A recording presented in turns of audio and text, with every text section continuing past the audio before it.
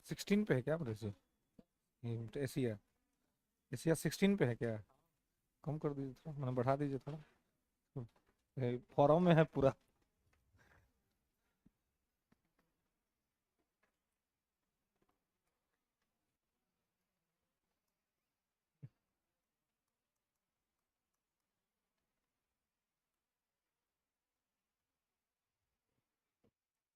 चलिए।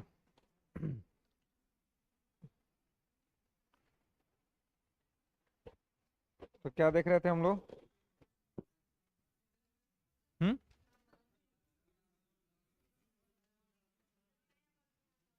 सविनय अवज्ञा आंदोलन ना, 1929।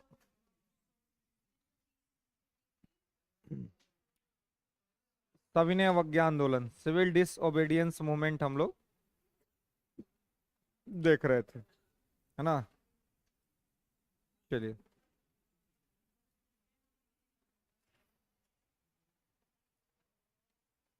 चलिए, तो हम लोग देख रहे थे कि गांधी ने किस प्रकार से सविनय अवज्ञा आंदोलन जो है सो शुरू किया था।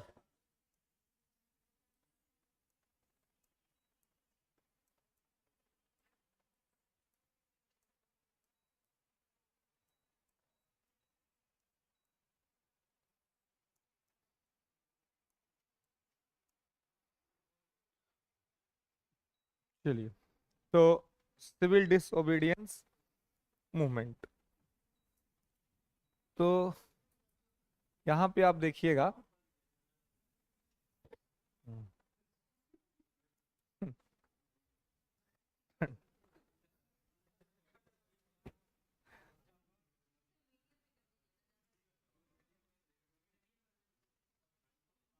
हाँ, 25 पे था। तो भाई एकदम आतंक मचेले था। 28 है ना अभी? ठीक है, 28 है ना? ठीक है। चलिए,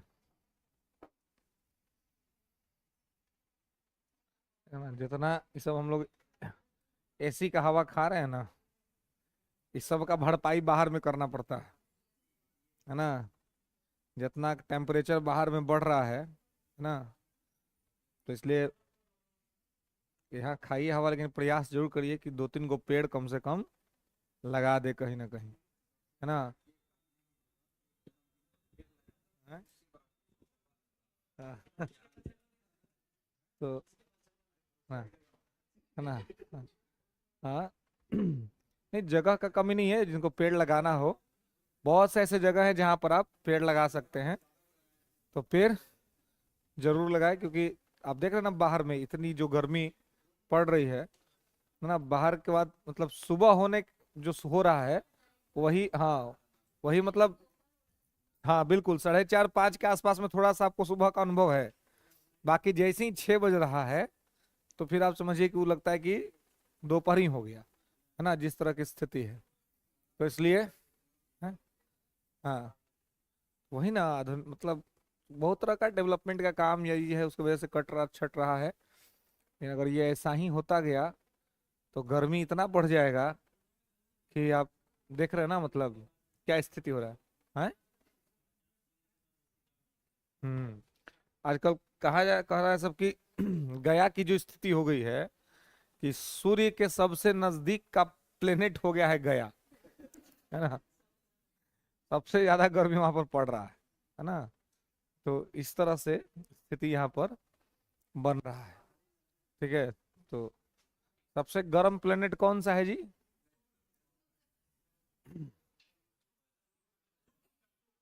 शुक्र।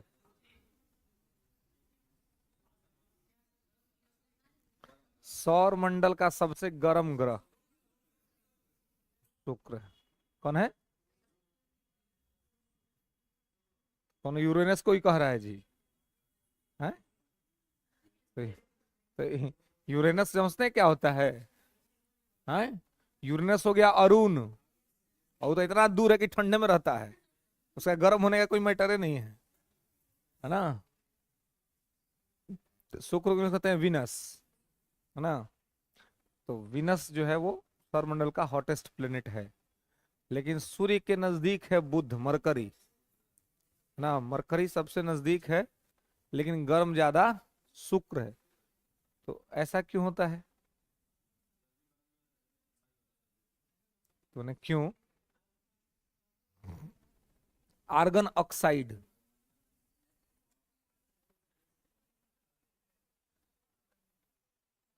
सूर्य के गर्म होने का कारण क्या है? क्योंकि बगल में तो बुध है ना, तो बुध को ज्यादा गर्म होना चाहिए। ये आयरन ऑक्साइड कौन गैस है, तो हमको बताओ। हाँ, इसका क्या कैरेक्टर है कि इसके वजह से वो गर्म हो गया?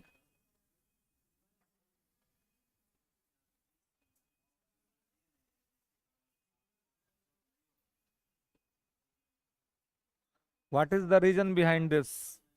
हाँ, नाभिकीय संलयन हो रहा है शुक्र पर। हाँ, तो सूर्य पर हो रहा, तो सूर्य ना गर्म है, हम ये बोले कि प्लेनेट शुक्र का है गर्म है ज्यादा। नजदीक तो बुध है, तो बुध को होना चाहिए गर्म, अगर नजदीक के हिसाब से जाए तो नजदीक तो बुध में ज्यादा है। हैं? पगला कह रहा है क्वेश्चन अच्छा है, आंसर ना अच्छा बताओ कि बुध सबसे नजदीक है, फिर भी शुक्र ज्यादा गर्म है। हाँ, अभी अभी अभी ठीक कर रहा है, CO2, कार्बन डाइऑक्साइड। तो तू कह रहा था आयरन ऑक्साइड है। शुक्र पर CO2 की मात्रा अत्यधिक है, कार्बन डाइऑक्साइड जो है वो ज्यादा है। तो ज्यादा होने के वजह से, तो कहीं भी अगर CO2 ज्यादा होगा तो गर्म होबे करेगा, क्योंकि गर्म, उसका करेक्टर है गर्म रहना। और उसका एक और करेक्टर ये है कि लाइट को ऑब्जर्व कर लेता है और रिफ्लेक्ट नहीं करता है ना, माने कि वो, हाँ, ग्रीन प्रभाव उत्पन्न कर देता है, हरित गैस प्रभाव उत्पन्न करता है। तो आएगा, तो एक तो वो पहले से गर्म, और ऊपर से आ गया धूप, सूर्य के यहाँ से एनर्जी आ गया, और सूर्य के यहाँ से एनर्जी तो उसको और ऑब्जर्व कर लिया। अब ऑब्जर्व कर लेते तो पहले से गर्म, अगर और ज्यादा उसको ऑब्जर्व कर ले वो और ज्यादा गर्म, है ना। अब उसको अब जाने भी नहीं देता, उसको रिफ्लेक्ट भी नहीं होने देता है।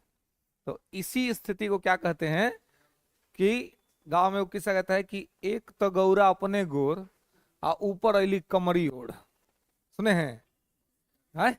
नहीं सुने? है ना, सुने ना। ये कब कहा जाता है? जैसे मान लीजिए कि कोई, किसी की दुल्हन आई हो, नहीं है ना, हाँ, नया नया दुल्हन आई हो, एक तो हो अंदर से शुद्ध काली, है ना, एगो तो अंदर से शुद्ध काली, और ऊपर से कोई उसकी अकेला फुआ हो। अकेला फुआ सोचते ना, जिनको सबसे ज्यादा अकिल रहता है, मैंने विवेक रहता है, ऊपर से उड़ा दे उसको करिया कमल, उड़ा के भेज दे। अब आपको मालूम ही नहीं चलेगा कि कमर है कि कनिया है कि कनिया है कि कमर है, मालूम चलेगा? क्योंकि शुद्ध कलिया काला मटेरियल है दोनों, है कि नहीं। तो एक तो जो जो करेक्टर है ना, हाँ, वहां पे कार्बन है, तो एक तो करेक्टर है कि कार्बन है, और कार्बन अपने गर्म होता है, आई गर्म होने के ऊपर बाद सूर्य नजदीक में है ना, और नजदीक में तो वहां से लाइट आता है, बस लाइट में कोई ऑब्जर्व कर लेता है। तो एक तो अपने पहले से गर्म, ऊपर से और गर्म हो गया, तो और सरप्लस गर्म हो गया। इसी वजह से वो सौर मंडल के अंदर में सबसे अधिक गर्म हो जाता है ना। और अभी हम लोग के यहाँ क्या हो रहा है, अब यही हो रहा है, हम लोग के यहाँ लगातार कार्बन बढ़ रहा है। तो लगातार कार्बन बढ़ने की वजह से गर्मी लगातार बढ़ रही है। मतलब इस तरह से जो, मतलब गर्मी हो रहा है, बाहर निकलने के बाद लगता है कि पूरा, मतलब धूप जो है आपके बॉडी को जलाता है ना, वो वाली स्थिति है। हाँ, तो आप समझिए कि किस तरह के सिचुएशन के अंदर में हम लोग चल रहे हैं, और कितना भयावह कंडीशन आगे आने वाला है ना। आगे कितना और बुरा स्थिति होगा अगर अभी पर ठीक से हम लोग 50 साल, 5 साल, 5 साल, अभी तो 24 चल रहा है ना, 30 आने दीजिए ना, 23 आने दीजिए, हालत खराब हो जाएगा। 30 तक अगर हमने ठीक तरीके से पेड़ पौधों पे काम नहीं किया, अगर सरकार ने, आम जनता ने मिल करके, तो 30 के बाद से आपको रहना मुश्किल हो जाएगा। गर्मी में भागना पड़ेगा हिमालय में, है ना, गर्मी के दिन में जाना पड़ेगा उत्तराखंड, हिमाचल प्रदेश, कि वहां जाके काट के आते हैं। हाँ, हाँ, तो वहां, लेकिन यहाँ के तुलना में सिचुएशन अच्छा है, ठीक है। तो इसलिए इसलिए पेड़ पौधा ही बचा सकता है।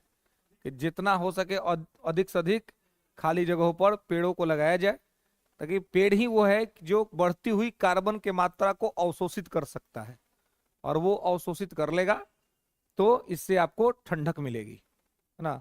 आप देखते हैं किसी भी पेड़ के छांव में खड़ा होने पर ठंडक कहाँ मिलता है, वहां कार्बन का प्रभाव इतने खत्म हो जाता है। आप कहीं अगर खूब धूप है लेकिन आप पेड़ के पास चल जाइए, आपको शीतलता मिलता है। एक तो आपका छाया बन गया इसलिए, और दूसरा कि उसके रडार में कार्बन का प्रभाव कम रहता है, तो कार्बन है नहीं वहां पर, कम है एकदम, तो एकदम कम होने की वजह से गर्मी ऐसे ही कम हो जाएगा। और सामान्य तौर पे आप धूप में, एक तो कार्बन है ऊपर से धूप है, पेड़ के पास कार्बन कम हो जाता है और धूप भी ढक जाता है, तो आपको गर्मी कम हो जाती है। तो इसलिए पेड़ ही एक ऐसा उपाय है, पेड़ पौधा, जिसके माध्यम से होता है। तो हम लोग के यहाँ अभी क्या है, अभी जैसे कि 5 जून आने वाला है, पर्यावरण दिवस। तो पर्यावरण दिवस आएगा तो पूरा वर्ल्ड में लोग एकदम दिखावा करेगा सब, है ना, कि हम पेड़ लगा रहे हैं, हम पेड़ लगा रहे हैं, हम पेड़ लगा रहे हैं, फोटो भी खिंचवाएगा कि हम पेड़ पेड़ लगा दिए ना। लेकिन कोई ये देखने नहीं जाता है कि जो हम पेड़वा लगाए हैं वो क्या हुआ, है ना। तो कितना तो उसमें सूख ही जाता है, खत्म हो जाता है बिल्कुल। अब आप यही देखिए, जो बेली रोड है, मतलब बहुत पहले हम लोग जब अभी नए नए आए थे पटना में, 12-13 के अंतर में जब इंटर करने के लिए यहाँ पे आए, तो पूरा एकदम हरियाली रहता था इधर। ये पूरा बेली रोड एकदम, रोड छोटा था लेकिन पूरा एकदम हरा हरा, पेड़ पौधा एकदम, यहाँ से लेके पूरा उधर म्यूजियम म्यूजियम तक, आपको पूरा चिड़िया खाना तक पूरा एकदम, मतलब दोनों तरफ से एकदम दिन में ही अंधेरा जैसा लगता था पेड़ के वजह से। आज ये स्थिति है कि आधुनिकता के नाम पे सब कट फट गया, खत्म हो गया। आज जब कटा तभी मैटर एनजीटी में गया था, नेशनल ग्रीन ट्रिब्यूनल में, तो वहां से हुआ था कि भाई आप पेड़ लगाइए, जितना काटो उतना पेड़ आप लगाइए। तो साइड साइड में घेर करके पेड़ लगाया भी गया था, है ना। लेकिन आप देखिए तो उसमें से कई गो पेड़ आज तक आज दिख रहा है, कहीं पेड़ नहीं दिख रहा है, खाली आपको सड़कें दिख रहा है, और चौड़ीकरण होता चल गया, अब पेड़ हटा दिया गया, है ना। उसमें एक कोर्ट का एक आदेश था कि चलिए अगर आप पेड़ हटा रहे हैं तो पेड़ को पूरा जड़ से निकालिए, और निकाल करके वैसे ही जाकर कहीं पर उसको स्थापित कर दीजिए। तो वो कहाँ गया, कहाँ पर स्थापित किया गया, ये भी आज तक किसी को पता नहीं है। तो मरीन ड्राइव में लगा है? लेकिन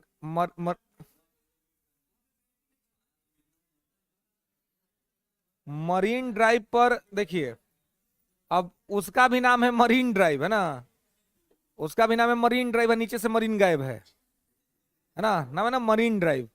तो नीचे कुछ होना तो चाहिए, समुद्र पानी वानी कुछ भी ऐसा, तो कहीं कुछ नीचे देखे तो खाई दिखता है खाली, है ना।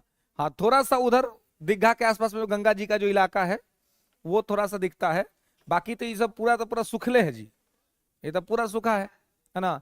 अभी कोई जाके मरीन ड्राइव पर ड्राइव कर सकता है? चल जाएगा तो गर्मी इलाज कर देगा धर के, है ना। तो कहने का मतलब है कि हम लोग का ये कर्तव्य बनता है कि किसी भी स्थिति में अगर आने वाली पीढ़ी का, अपना दोनों का ख्याल रखना है, तो हम लोग का तो जीवन मान लीजिए कैसे हो निकल जाएगा, इस ये जनरेशन तो काट कूट के दुख होकर के निकल जाएगा, इसके बाद वालों को इतना दुख होगा ना कि वो मतलब क्या करेगा आप समझ नहीं सकते हैं। तो इसी स्थिति को कहते हैं कि सतत पोषणीय विकास किया जाए, कि ऐसा विकास हो कि हम लोग भी उस विकास का लाभ ले सके, आने वाली पीढ़ी भी उसका लाभ ले सके। ऐसा ना हो कि जितना संसाधन है उसका पूरा लाभ आप ले लिए, आने वाला पीढ़ी के लिए आपके पास कुछ भी नहीं बचा हो। ऐसा सोच के देखिए कि अगर हमारे आपके पिताजी कोई भी हो, सारा अपना जितना जमीन जायदाद उसको खा पी के बेच बाच के खत्म कर दे, और उसके बाद आप अब बड़े हुए तो आपको मालूम चला कि कुछ नहीं है आपके लिए, सब पिताजी बेच बाच के काम खत्म कर दिए, तो आपको अपने पिताजी के प्रति क्या भाव उत्पन्न होगा। तो ठीक उसी प्रकार से आप पीछे आने वाली अपनी जो पीढ़ी है उसको क्या दे के जाएंगे। वो आएगा तो सब कहेगा देखो हमारा पिछला पीढ़ी सब था वो एकदम ऐसे ही ऑक्सीजन लेता था, हम लोग को ऑक्सीजन लेने के लिए गैस का सिलेंडर पीठ पर बांध दिया, तो क्या कहेगा कि सब पीछे वाला सब बर्बाद कर दिया, है ना। वो लोग ठीक से संसाधन का इस्तेमाल नहीं किया। तो ये तो गवर्नमेंट की जितनी जिम्मेदारी बनती है उतनी हमारी भी जिम्मेदारी बनती है कि हम लोग भी अपने स्तर पर इस चीज को ठीक करने का प्रयास करें। और ये सब यूज कर रहे हैं, मजबूरी है, यूज करना ही पड़ेगा, लेकिन हाँ प्रयास करें कि कम से कम यूज करें, जितना कम से कम हो सके उतना यूज करें, क्योंकि ये सब भी तो अलग से आपको ही कर रहा है। आई सबका भुगतान गरीब आदमी को करना पड़ रहा है जी। अमीर आदमी को क्या हो, तो ऐसी भी घर में भी यूज कर रहा है, गाड़ी में भी यूज कर रहा है, ऑफिस में भी यूज कर रहा है, उसको कोई दिक्कत नहीं। लेकिन गरीब आदमी, उसका ना घर में एसी है, ना उसके सड़क पर एसी है, ना वो जहाँ काम करता है वहां एसी है। माने कि गर्मी पैदा कर रहा है कोई और उसका भुगतान कर रहा है कोई और। माने सारा कष्ट का भुगतान कर रहा है गरीब आदमी, उस सारा कष्ट का पृष्ठभूमि तैयार कर रहा है अमीर आदमी। तो अमीर आदमी को उतना कष्ट नहीं हो रहा है, गरीबी को हो रहा है। तो इसलिए तो गरीब तो बेचारा बदला ले नहीं पाएगा, तो प्रकृति बदला लेती है। कोरोना ने बदला ले लिया, एगो गरीब को नहीं सुना कोरोना से मर गया वो।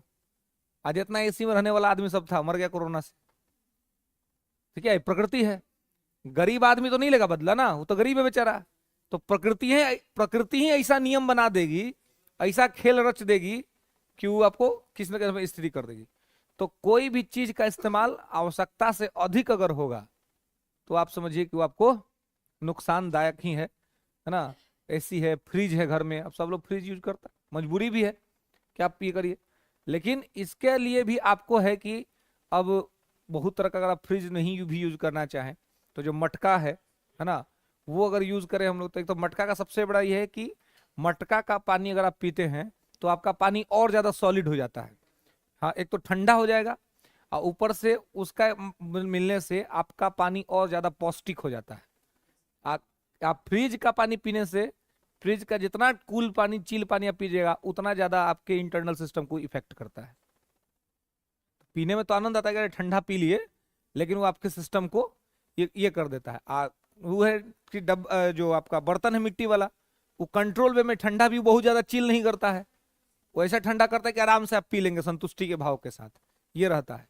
तो बहुत सारा चीज है जो हमारे ट्रेडिशनल में बढ़िया है, उसको हम लोग यूज करके चीजों को ठीक करने की कोशिश कर सकते हैं। लेकिन उसको नहीं कर पा रहा है आदमी आधुनिकता के चक्कर में। नहीं कर पाने के चक्कर में आपको इस तरह का दिक्कत और समस्या झेलना पड़ रहा है। सारा पढ़ाई लिखाई रुपया पैसा धरे के धरे रह जाएगा। प्रकृति ऐसा खेल खेल देगी कि सब मैटर खत्म हो जाएगा, है ना। कोरोना में हुआ ना जी, हम लोग को बहुत, पूरा वर्ल्ड को इस बात का बहुत अभिमान था कि हम लोग बहुत पढ़ लिख गए हैं, साइंस हमारा इतना आगे बढ़ गया है कि हम कुछ भी कर सकते हैं, इस बात का अभिमान था, है ना, पूरा वर्ल्ड कि अरे हम तो मंगल पे पहुंच गए, हम तो सूर्य के पास पहुंच गए, हम तो चंद्रमा के पास पहुंच गए, दक्षिणी ध्रुव पे उतर गए। इस सब बात का गर्व है। तो ये सब एक तरह से सोचे तो प्रकृति के साथ छेड़छाड़ ही है। तो प्रकृति ने क्या किया, एगो कोरोना नाम का वायरस छोड़ दिया। ऐसा वायरस जिसको कि आप तो देख भी नहीं पाते हैं, माने कि इतना छोटा वायरस जिसको आप देखने के लिए भी माइक्रोस्कोप की आवश्यकता पड़े, तब जाके आप उसको समझ पाएंगे कि वो वायरस कैसा है, इतना उस छोटा है। तो इतना छोटा एक वायरस प्रकृति ने पैदा किया और उस वायरस ने पूरे वर्ल्ड के जो अपने विज्ञान पर अभिमान था उसके सामने बौना साबित कर दिया कि अभी तुम कहीं नहीं गए हो, अभी भी कंट्रोलिंग पावर हमारे ही हाथ में है, ज्यादा उड़ो मत।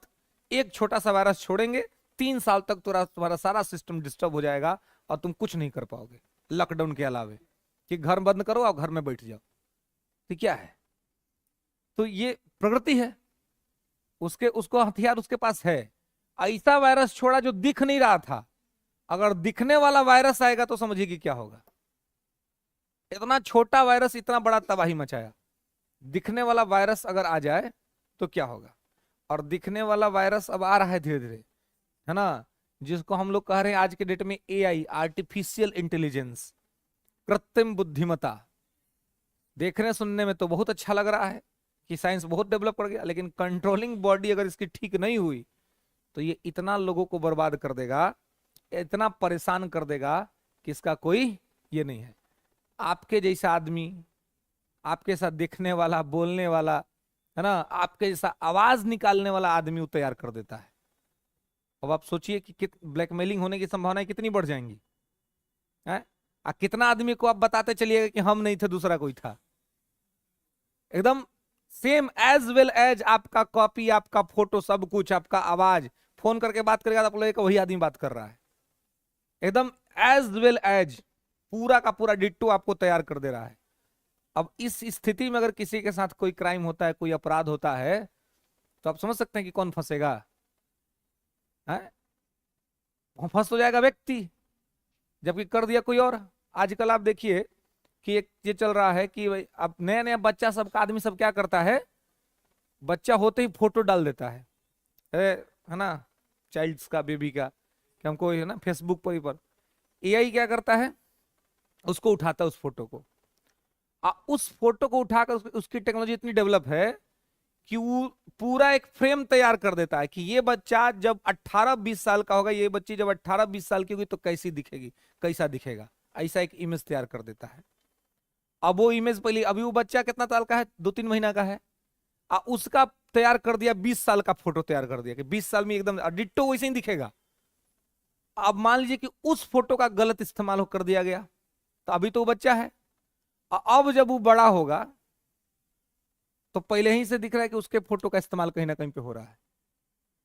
और समझ रही कितना सॉलिड प्रॉब्लम क्रिएट कर सकता है, कितना दिक्कत कर सकता है। आजकल सबको आता है ना, अपना फोटो है फेसबुक पे डाल दिया, इंस्टा पे डाल दिया, डालिए, डालने में तो कोई दिक्कत नहीं है। लेकिन जिस दिन अगर कोई असामाजिक आदमी के हाथ में वो लग गया, वो उसका क्या करेगा, गलत इस्तेमाल करेगा, और कोई इस चक्कर सब में पड़ गया। इसलिए अब बहुत सतर्कता की आवश्यकता है कि आप कितना सतर्क होकर के टेक्नोलॉजी को यूज कर रहे हैं, क्योंकि टेक्नोलॉजी ही आपके लिए खतरा है। एक तरफ एक विकास का साधन है तो दूसरी तरफ विनाश का माध्यम भी है। तो आप कितना कम इस्तेमाल कर रहे हैं, आप कितना सतर्कता से इस्तेमाल कर रहे हैं, वो बहुत जरूरी हो गया है। नहीं तो एआई ऐसा चीज आया है, और हम लोग के देश में तो और ज्यादा, क्योंकि हम लोग कोई भी चीज एक्सेप्ट तुरंत कर लेते हैं, और समाधान हम लोग के पास सही नहीं है कि प्रॉब्लम हो जाएगा तो कैसे कंट्रोल करेंगे। हमारा साइबर सिक्योरिटी इतना फेल है, इतना कमजोर है कि हम लोग का कोई अगर प्रॉब्लम हो जाएगा ना तो उसको ठीक करते करते कितना दिन लग जाएगा। और इस देश के अंदर में साइबर सिक्योरिटी तो इतना कम है, आ यूजर्स उतने ही ज्यादा हैं, तो यूज करने वाले ज्यादा है और सिक्योरिटी कम है। तो आप समझिए कि जहां पुलिस कम होगी और चोर ज्यादा होंगे तो क्या होगा, चोरी बढ़ेगी आपकी, है ना। तो यहां पर वैसी स्थिति बन रही है। तो ऐसे में एक मतलब बहुत तरह का, एक तरफ से क्लाइमेट आपको परेशान करेगा, टेक्नोलॉजी परेशान करेगी, वायरस परेशान करेगा, और सब तरफ से परेशान होकर के एंड ऑफ द टाइम क्या होगा कि आपको प्रकृति ये बात समझा देगी कि भाई देख लो तुम्हारा अस्तित्व क्या है। तो प्रकृति से न लड़ते हुए, प्रकृति का सम्मान करते हुए, उसके भी हित में जो काम हो सके वो काम हम लोग को जरूर करना चाहिए, ताकि प्रकृति कभी ईगो पे न ले ले। क्योंकि अगर वो ईगो में ले ली कोई बात को तो ऐसे ही कोरोना जैसा कोई वायरस छोड़ेगी और वो एक ही बार में सबको कंट्रोल कर देगा ना, पूरी दुनिया बंद हो जाएगी, रोड पे कोई निकलेगा नहीं, है ना। अब ये मतलब आप समझिए कि हम लोग सौभाग्यशाली कहिए चाहे दुर्भाग्यशाली कहिए, हम लोग ऐसे जनरेशन है जिन्होंने इस टाइम को जिया है ना, कि किस प्रकार से पूरा सब कुछ बंद हो गया और हमारा सीमित दायरा हो गया कि आपको बाहर नहीं निकलना है ना, किसी के साथ बैठना नहीं है, बातचीत नहीं करना है, इस तरह का सिचुएशन क्रिएट हो गया। तो ये सब क्यों हुआ, प्रकृति के वजह से, क्योंकि प्रकृति को आपने छेड़छाड़ किया तो सब चीजें हुई हैं। इसलिए सब चीज, पढ़ाई लिखाई तो अपना करना ही है, ये सब करने के साथ साथ अपना सामाजिक दायित्व को भी ध्यान रखना है। क्योंकि एक दो काम भी हम लोग को लगता है कि हम अकेले करने से क्या होगा, लेकिन आप अकेले भी अगर अपना एक काम, अपना जिम्मेदारी पूरा कर रहे हैं ना, तो प्रकृति कम से कम आपको देख रही है, तो नेचर आपको देख रहा है कि आप उसके लिए क्या कर रहे हैं। तो नेचर जब आपको देख रहा है तो हो सकता है कि कोई भी प्रॉब्लम हो, नेचर ही आपको बचा लेगा, आपको दिक्कत नहीं होने देगा नेचर, क्योंकि वो देख रहा है कि हम, मेरे लिए कौन क्या कर रहा है।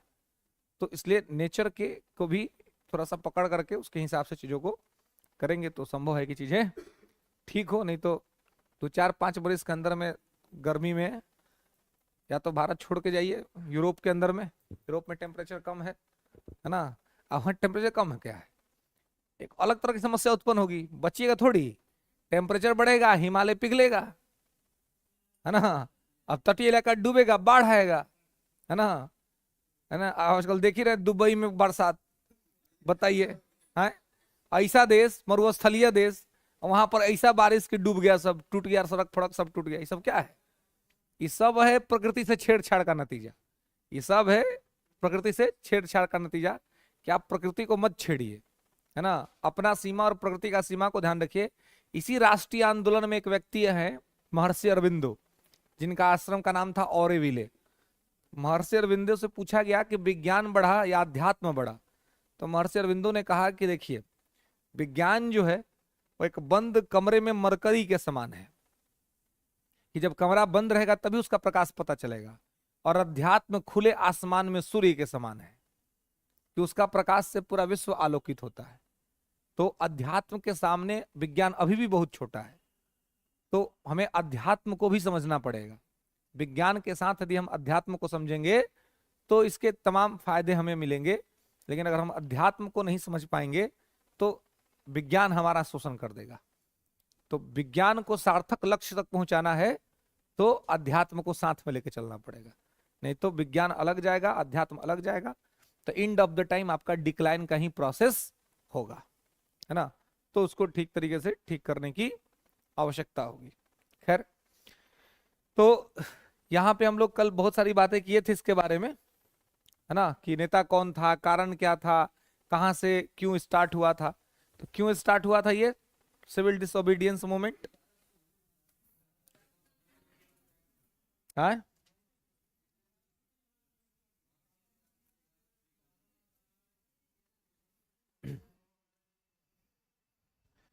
सिंगल कर करके बोलिए ना भाई। हाँ, 11 सूत्री मांगों को स्वीकार नहीं किया गया, है ना। और हालांकि इसके घोषणा 1930 के सभी 1929 के लाहौर अधिवेशन में ही कर दिया गया था, और तत्कालिक वायसराय लॉर्ड इरविन था। ठीक है, चलिए नेक्स्ट आइए, लिखेंगे कि 12 मार्च 1930 को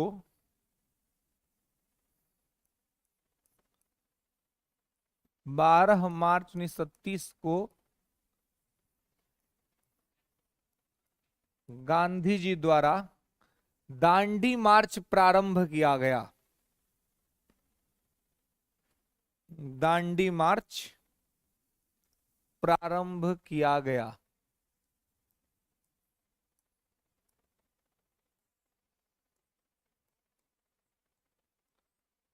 ठीक है, दांडी मार्च प्रारंभ किया गया। अब देखिए, गांधी जी ने दांडी मार्च तो प्रारंभ कर दिया जी, है ना, लेकिन आप देखेंगे कि यहां पे आंदोलन शुरू नहीं किए गांधी जी, दांडी मार्च किए। वैज्ञानिक आदमी थे, सोचना चाहते थे कि देखना है कि भाई भीड़ हो रहा है कि नहीं आंदोलन में, कि 1920 वाला असहयोग वापस ले लिए थे, सब विरोध कर दिया था।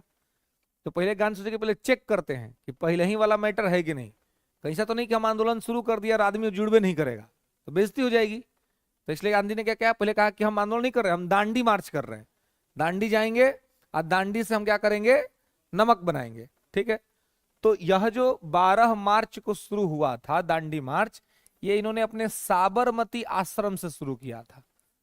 साबरमती आश्रम से निकले थे, कहां के लिए, दांडी के लिए, है ना, साबरमती आश्रम से निकले थे। और 6 अप्रैल 1930 को गांधी पहुंच गए दांडी। 6 अप्रैल 1930 को पहुंच गए दांडी। ठीक है, अब जब यह दांडी मार्च गांधी ने शुरू किया था, तो आप देखिएगा कि जब दांडी मार्च गांधी ने यहां पर शुरू किया था, तो 6 अप्रैल 1930 को गांधी ने दांडी मार्च शुरू किया था। अब जब यह दांडी मार्च यहां शुरू हुआ, दांडी पहुंचे थे, 12 मार्च को शुरू हुआ था, तो जब शुरू किए थे तब 78 सहयोगी इनके साथ थे। जब निकले थे साबरमती से तो 78 सहयोगियों के साथ निकले थे, ओनली 78 मेंबर। अब बताइए 78 को सहयोगी के साथ आंदोलन शुरू कर पाते, नहीं कर पाते। इसलिए कॉन्फिडेंस थोड़ा सा गड़बड़ था गांधी जी का कि पता नहीं सब जुड़ेगा कि नहीं जुड़ेगा, नाराज होगा सब। तो 78 सहयोगी के साथ ही शुरू किए थे। और जब 6 अप्रैल 1930 को दांडी पहुंचे तो गांधी के साथ लगभग 10,000 इनके लोग जुड़ गए थे। अब गांधी के पास एक बल खो गया, बहुत बड़ी भीड़ हो गई। अब गांधी ने सोचा कि ये टाइम है जहां पे हम क्या कर सकते हैं, हम मूवमेंट शुरू कर सकते हैं। ये प्रॉपर हमारा टाइम है जहां पे हम आंदोलन शुरू कर सकते हैं, क्योंकि इनके पास आदमी थे। तो 6 अप्रैल 1930 को जब इनके साथ लगभग 10,000 लोग थे, तब इन्होंने दांडी समुद्र तट पर क्या किया, समुद्र के पानी से नमक बनाया।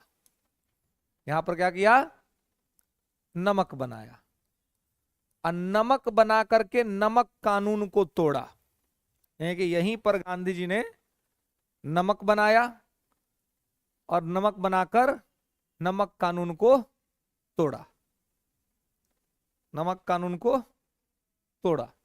ठीक है। और सविनय अवज्ञा आंदोलन की घोषणा की, और सविनय अवज्ञा आंदोलन की घोषणा की, और सविनय अवज्ञा आंदोलन की घोषणा की, है ना, declared civil disobedience movement.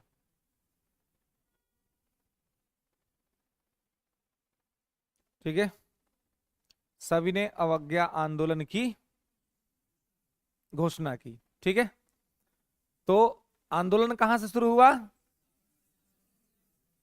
Sabarmati आश्रम से दांडी मार्च शुरू हुआ, और सविनय अवज्ञा आंदोलन शुरू हुआ दांडी से, जहां पे इन्होंने क्या किया, नमक बनाया और नमक कानून को तोड़ा। ठीक है। तो नमक कानून को तोड़ करके यहां पर ये चीज किया। हाँ जी, क्या, बहुत से लोग थे, है ना।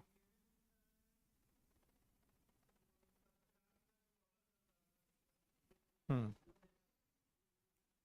चलिए, देखिए कि यहां पर जो है, इसके अंदर में जो पत्रकार थे वो विदेशी पत्रकार थे, भारतीय कोई पत्रकार नहीं थे। ठीक है ना, जो इसको कवर अप कर रहे थे। ठीक है। जिनको वेब मिलर के नाम से जाना जाता है।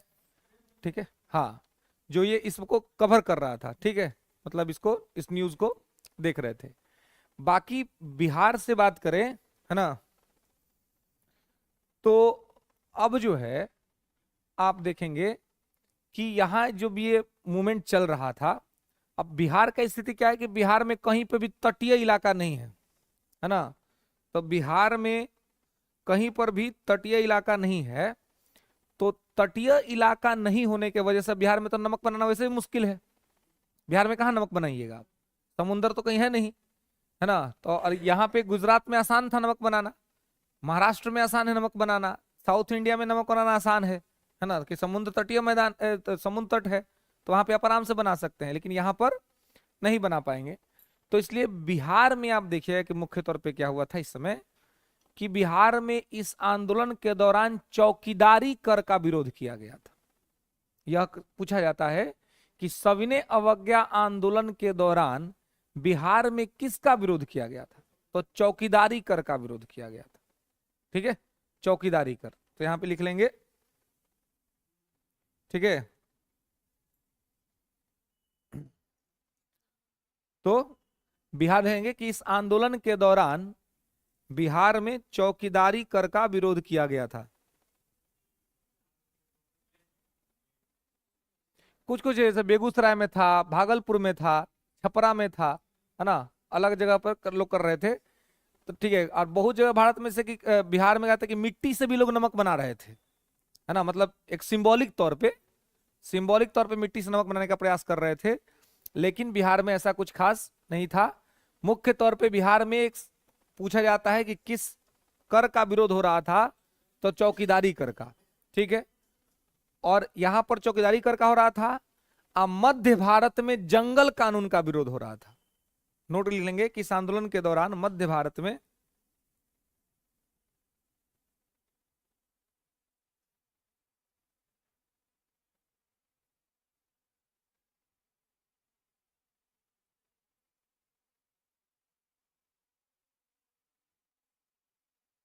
ठीक है जंगल कानून का विरोध हो रहा था। ठीक है। मध्य भारत में विंध्य के क्षेत्रों में ठीक है, जंगलों में, महाराष्ट्र के अंदर में भी, महाराष्ट्र में जो जंगल का एरिया था, ठीक है, मध्य प्रदेश के अंदर में जंगल का एरिया है, तो जहां पर भी जंगल था वहां पर यह किया जा रहा था, जंगल कानून का विरोध। ठीक है, जंगल का मतलब केवल ट्राइबल नहीं है, ठीक है, जंगल में केवल ट्राइबल्स लोग का ही एक्टिविटी नहीं था, आम लोग, जब ये 1930 का बात है तब तक बहुत जगहों पर आम आदमी भी जा चुके थे।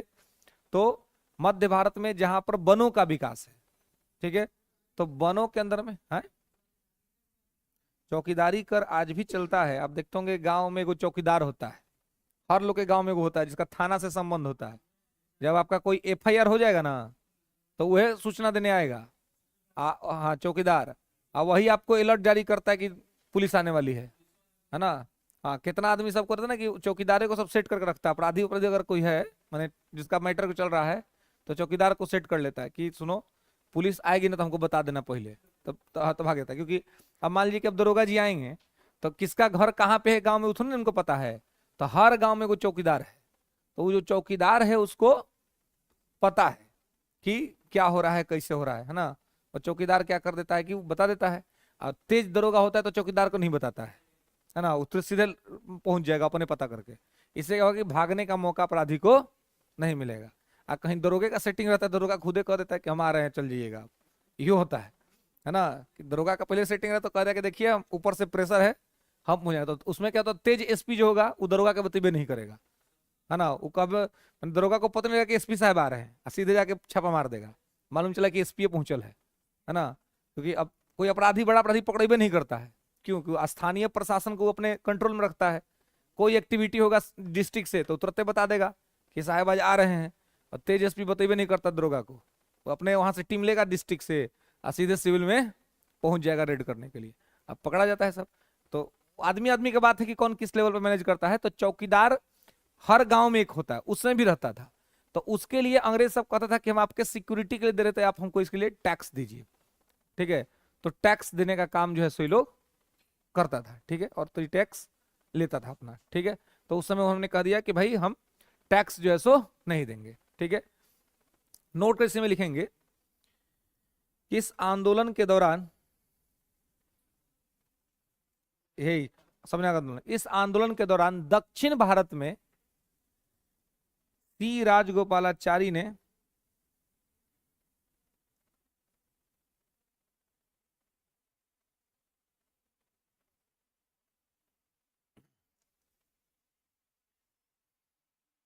ठीक है, हम्म, दक्षिण भारत में सी राजगोपालाचारी ने त्रिचनापल्ली से, त्रिचनापल्ली जगह का नाम है, तमिलनाडु में पड़ता है, त्रिचनापल्ली से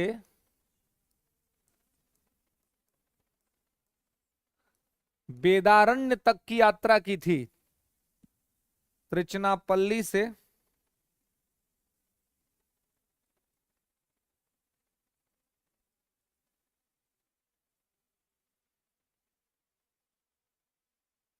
त्रिचनापल्ली से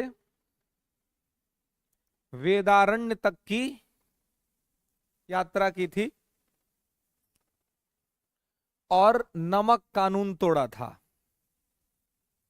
और नमक कानून तोड़ा था। त्रिचनापल्ली से वेदारण्य तक की यात्रा की थी और नमक कानून तोड़ा था। लेंगे कि इस आंदोलन को भी पूरे भारत में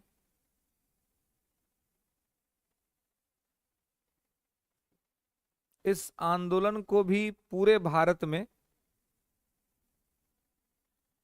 व्यापक जन समर्थन मिल रहा था।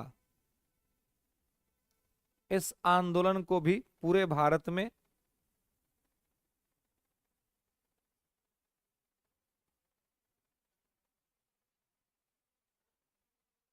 ठीक है, व्यापक जन समर्थन मिल रहा था, ठीक है।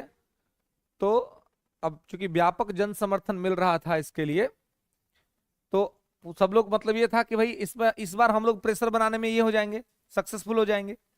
लेकिन इसी के साथ साथ एक और मैटर चल रहा था देश में, और वो मैटर क्या चल रहा था तो साइमन कमीशन, एक तरफ साइमन कमीशन भारत आए हुए था और वो अपना रिपोर्ट सबमिट कर दिया था ब्रिटेन के हुकूमत को, और रिपोर्ट सबमिट कर दिया था, और उसके रिपोर्ट सबमिट कर देने की वजह से ब्रिटेन का उस समय का जो प्रधानमंत्री था रैमजे मैकडोनाल्ड, और वहां राजा था जॉर्ज पंचम, तो उन्होंने निश्चित किया कि हम साइमन कमीशन के रिपोर्ट के आधार पर एक कानून तैयार करेंगे और यही कानून जाके भारत में लागू होगा। तो इसके लिए क्या करें, किस तरह से करें, इन्होंने विचार किया। तो इन्होंने क्या किया कि कहा कि हम एक राउंड टेबल कॉन्फ्रेंस बुलाते हैं। तो राउंड टेबल कॉन्फ्रेंस लंदन में आयोजित किया गया, और वहां जो प्राइम मिनिस्टर था रैमजे मैकडोनाल्ड, तो रैमजे ने कहा कि भाई ऐसा करो कि आप एक ये बनाओ, मतलब कि इंडिया के लोगों का एक ग्रुप बनाओ और उनको बुलाओ यहां पर, जिसमें कांग्रेस मुख्य तौर पे होना चाहिए, क्योंकि कांग्रेस उस समय की भारत की सबसे बड़ी राजनीतिक पार्टी थी और कांग्रेस के सबसे बड़े लीडर थे गांधी। तो वो कहा कि गांधी को बुलाओ, गांधी को देखना चाहते हैं, गांधी से मिलना चाहते हैं, तो क्या कर रहे हैं भाई। तो अब यहां था इरविन इंडिया में।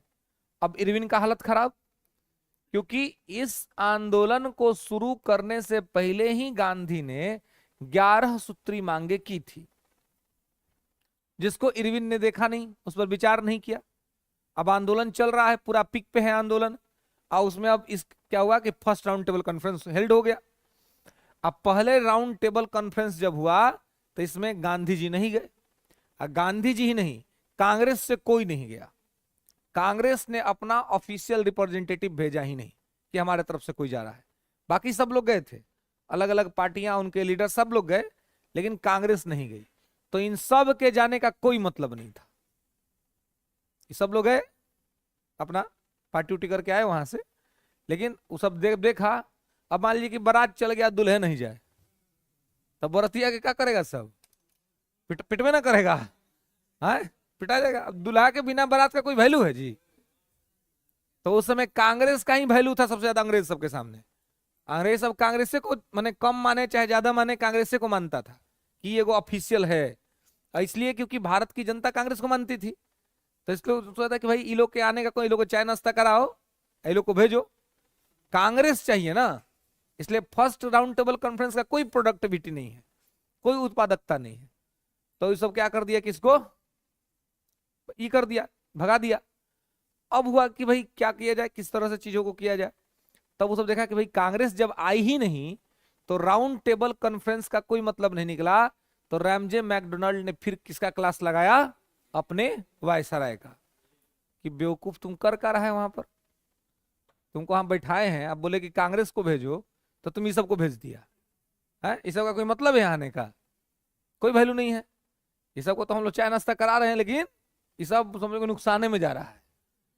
तब बोला कि क्या उपाय है, तो बोले कि उपाय एक है कि तुम हमको भेजो गांधी को, क्योंकि गांधी से अगर हमारी डील हो गई तो गांधी वाला डील तो इंडिया वाला लोग मान लेगा, इसलिए किसी तरह से गांधी को भेजो। उसी वजह से जब उस समय क्या था कि ब्रिटेन में जो पार्टी थी रैमजे मैकडोनाल्ड, वो लेबर पार्टी का आदमी था, लिबरल पार्टी जो थी उसका प्राइम मिनिस्टर था। ऑपोजिशन में थी वहां कंजर्वेटिव पार्टी। ऑपोजिशन का लीडर उस समय जो था वहां पर, प्रधानमंत्री था रैमजे, ऑपोजिशन का लीडर था चर्चिल। तो चर्चिल कहा कि नया नया प्रधान, अपोजिशन कैसे करता है मतलब उपाय, तो इसे कहा कि देखिए नया नया प्रधानमंत्री बने, नया नया इनको सत्ता मिला है, गुलाम देश का एगो पार्टी इसके यहाँ नहीं आया, इनका है। अब ऐसे कह के सब बेइज्जत कर रहा था एमजे मैकडोनाल्ड को कि भाई, हाँ क्या, चर्चिल थे, चर्चिल थे, ठीक है, बेंजामिन डिज्रेली नहीं थे, चर्चिल था उस समय। तो भाई बोला कि भाई आप जो है सो बुला नहीं पाएगा, गुलाम देश का आपको नेता नहीं आ पाया। अब ये बात उसके ईगो पे लग गया।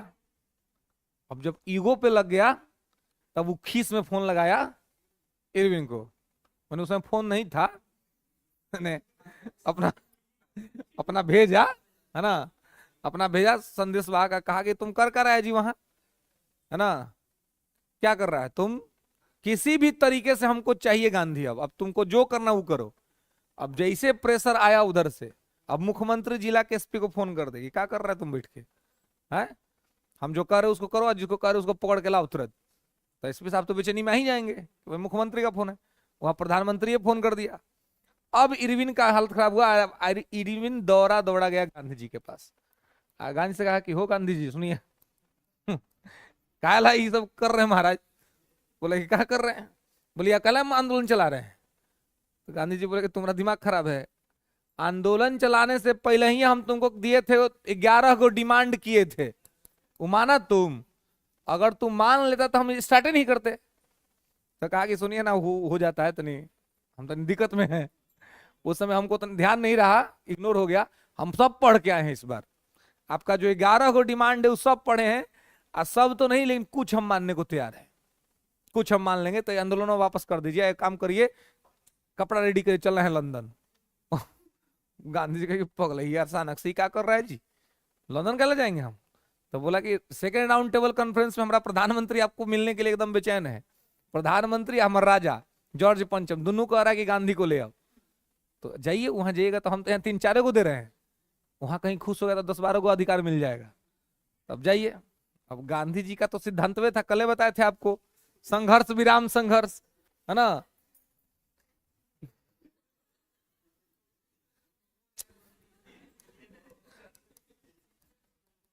क्या कहें हम जी, है ना? तो अब संघर्ष विराम संघर्ष, है ना? तो गांधी जी देखे कि भाई चलो जो ने 2-4 को बात हम लोग का मान लेगा सब। तो अब गांधी जी का क्या था ना, कि गांधी जब सोच लेते कि हम कोई करना है तो पूछते उससे नहीं थे किसी से ज्यादा, उत्तर आगे कहा। उसके बाद गांधी जी भी सोचे कि आंदोलन चल ही रहा है, 2-4-10 को बात मान लेगा तो हम लोग ठीक है, 3-4 को इससे मनवा लेंगे, और वहां जाएंगे तो उससे मनवा लेंगे।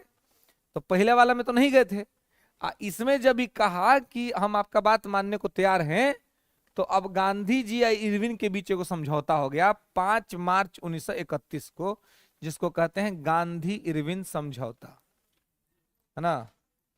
5 मार्च 1931 गांधी इरविन समझौता। यह समझौता दिल्ली में हुआ।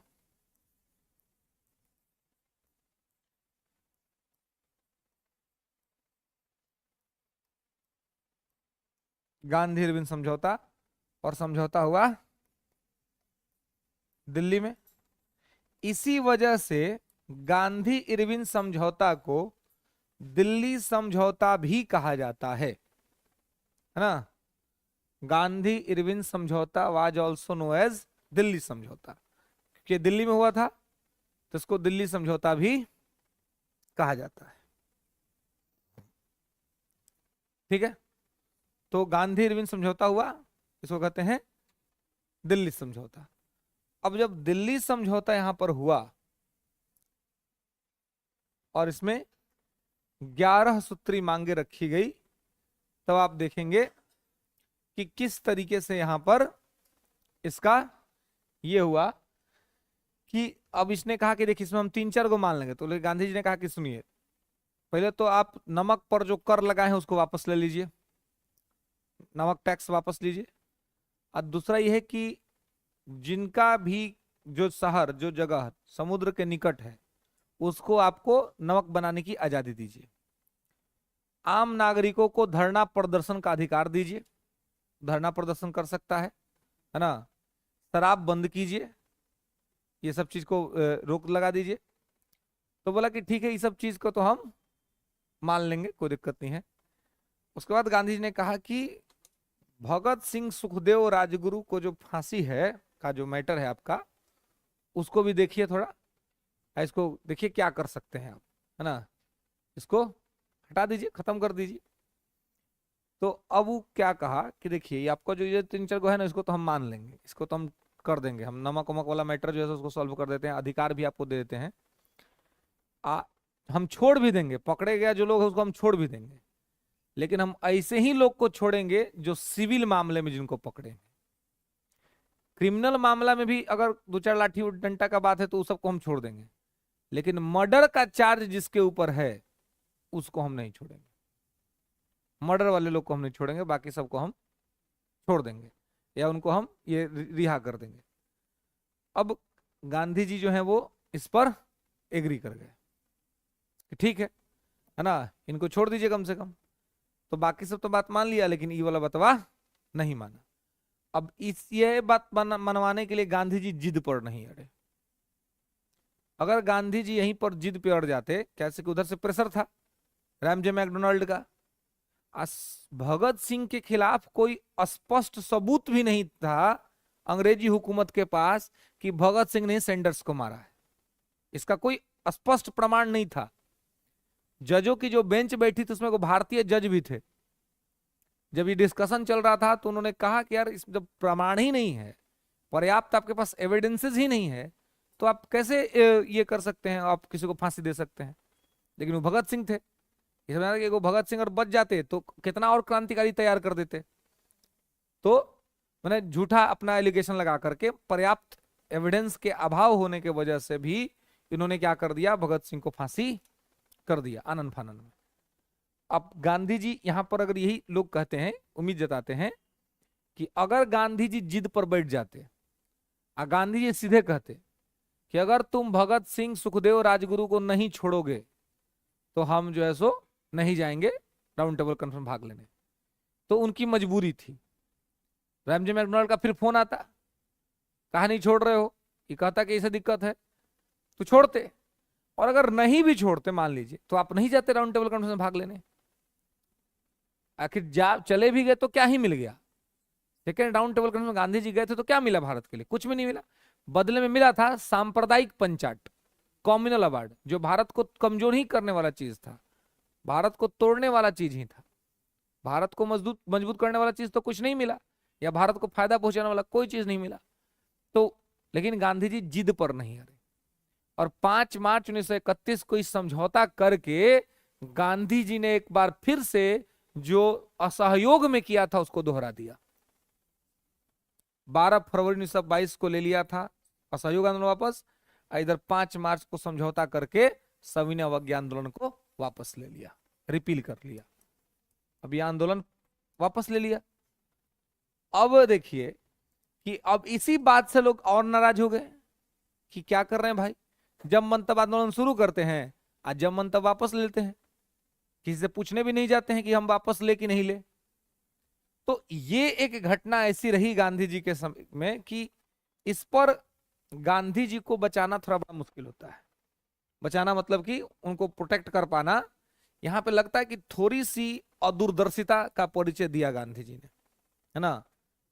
तो अब आप किसी भी पर्सनालिटी से ये आप उम्मीद भी नहीं कर सकते हैं कि वो सब सही सही करते चल जाएगा, है ना।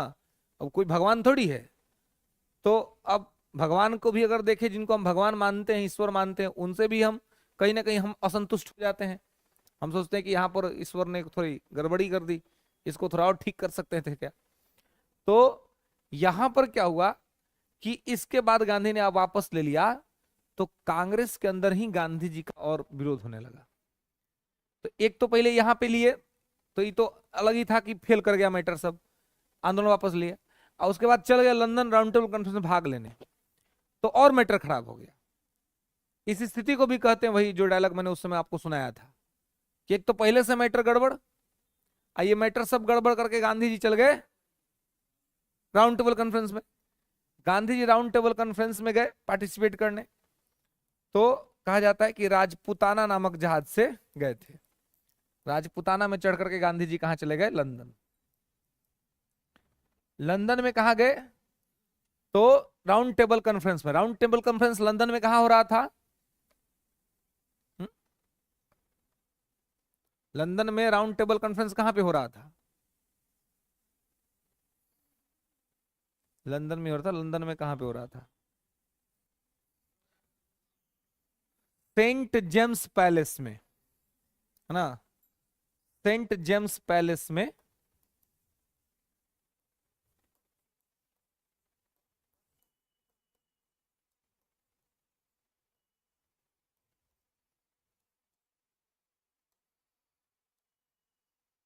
सेंट जेम्स पैलेस, ठीक है।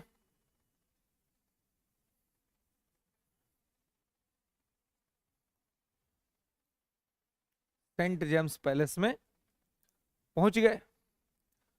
अब सेंट जेम्स पैलेस गए वहां, तो वहां इनकी मुलाकात हुई जॉर्ज पंचम से।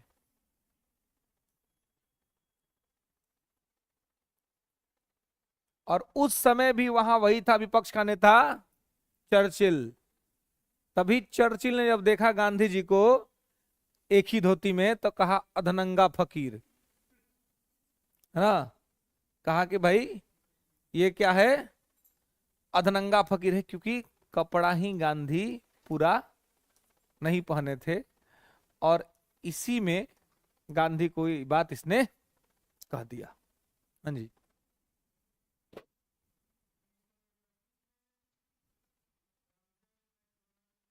हम्म।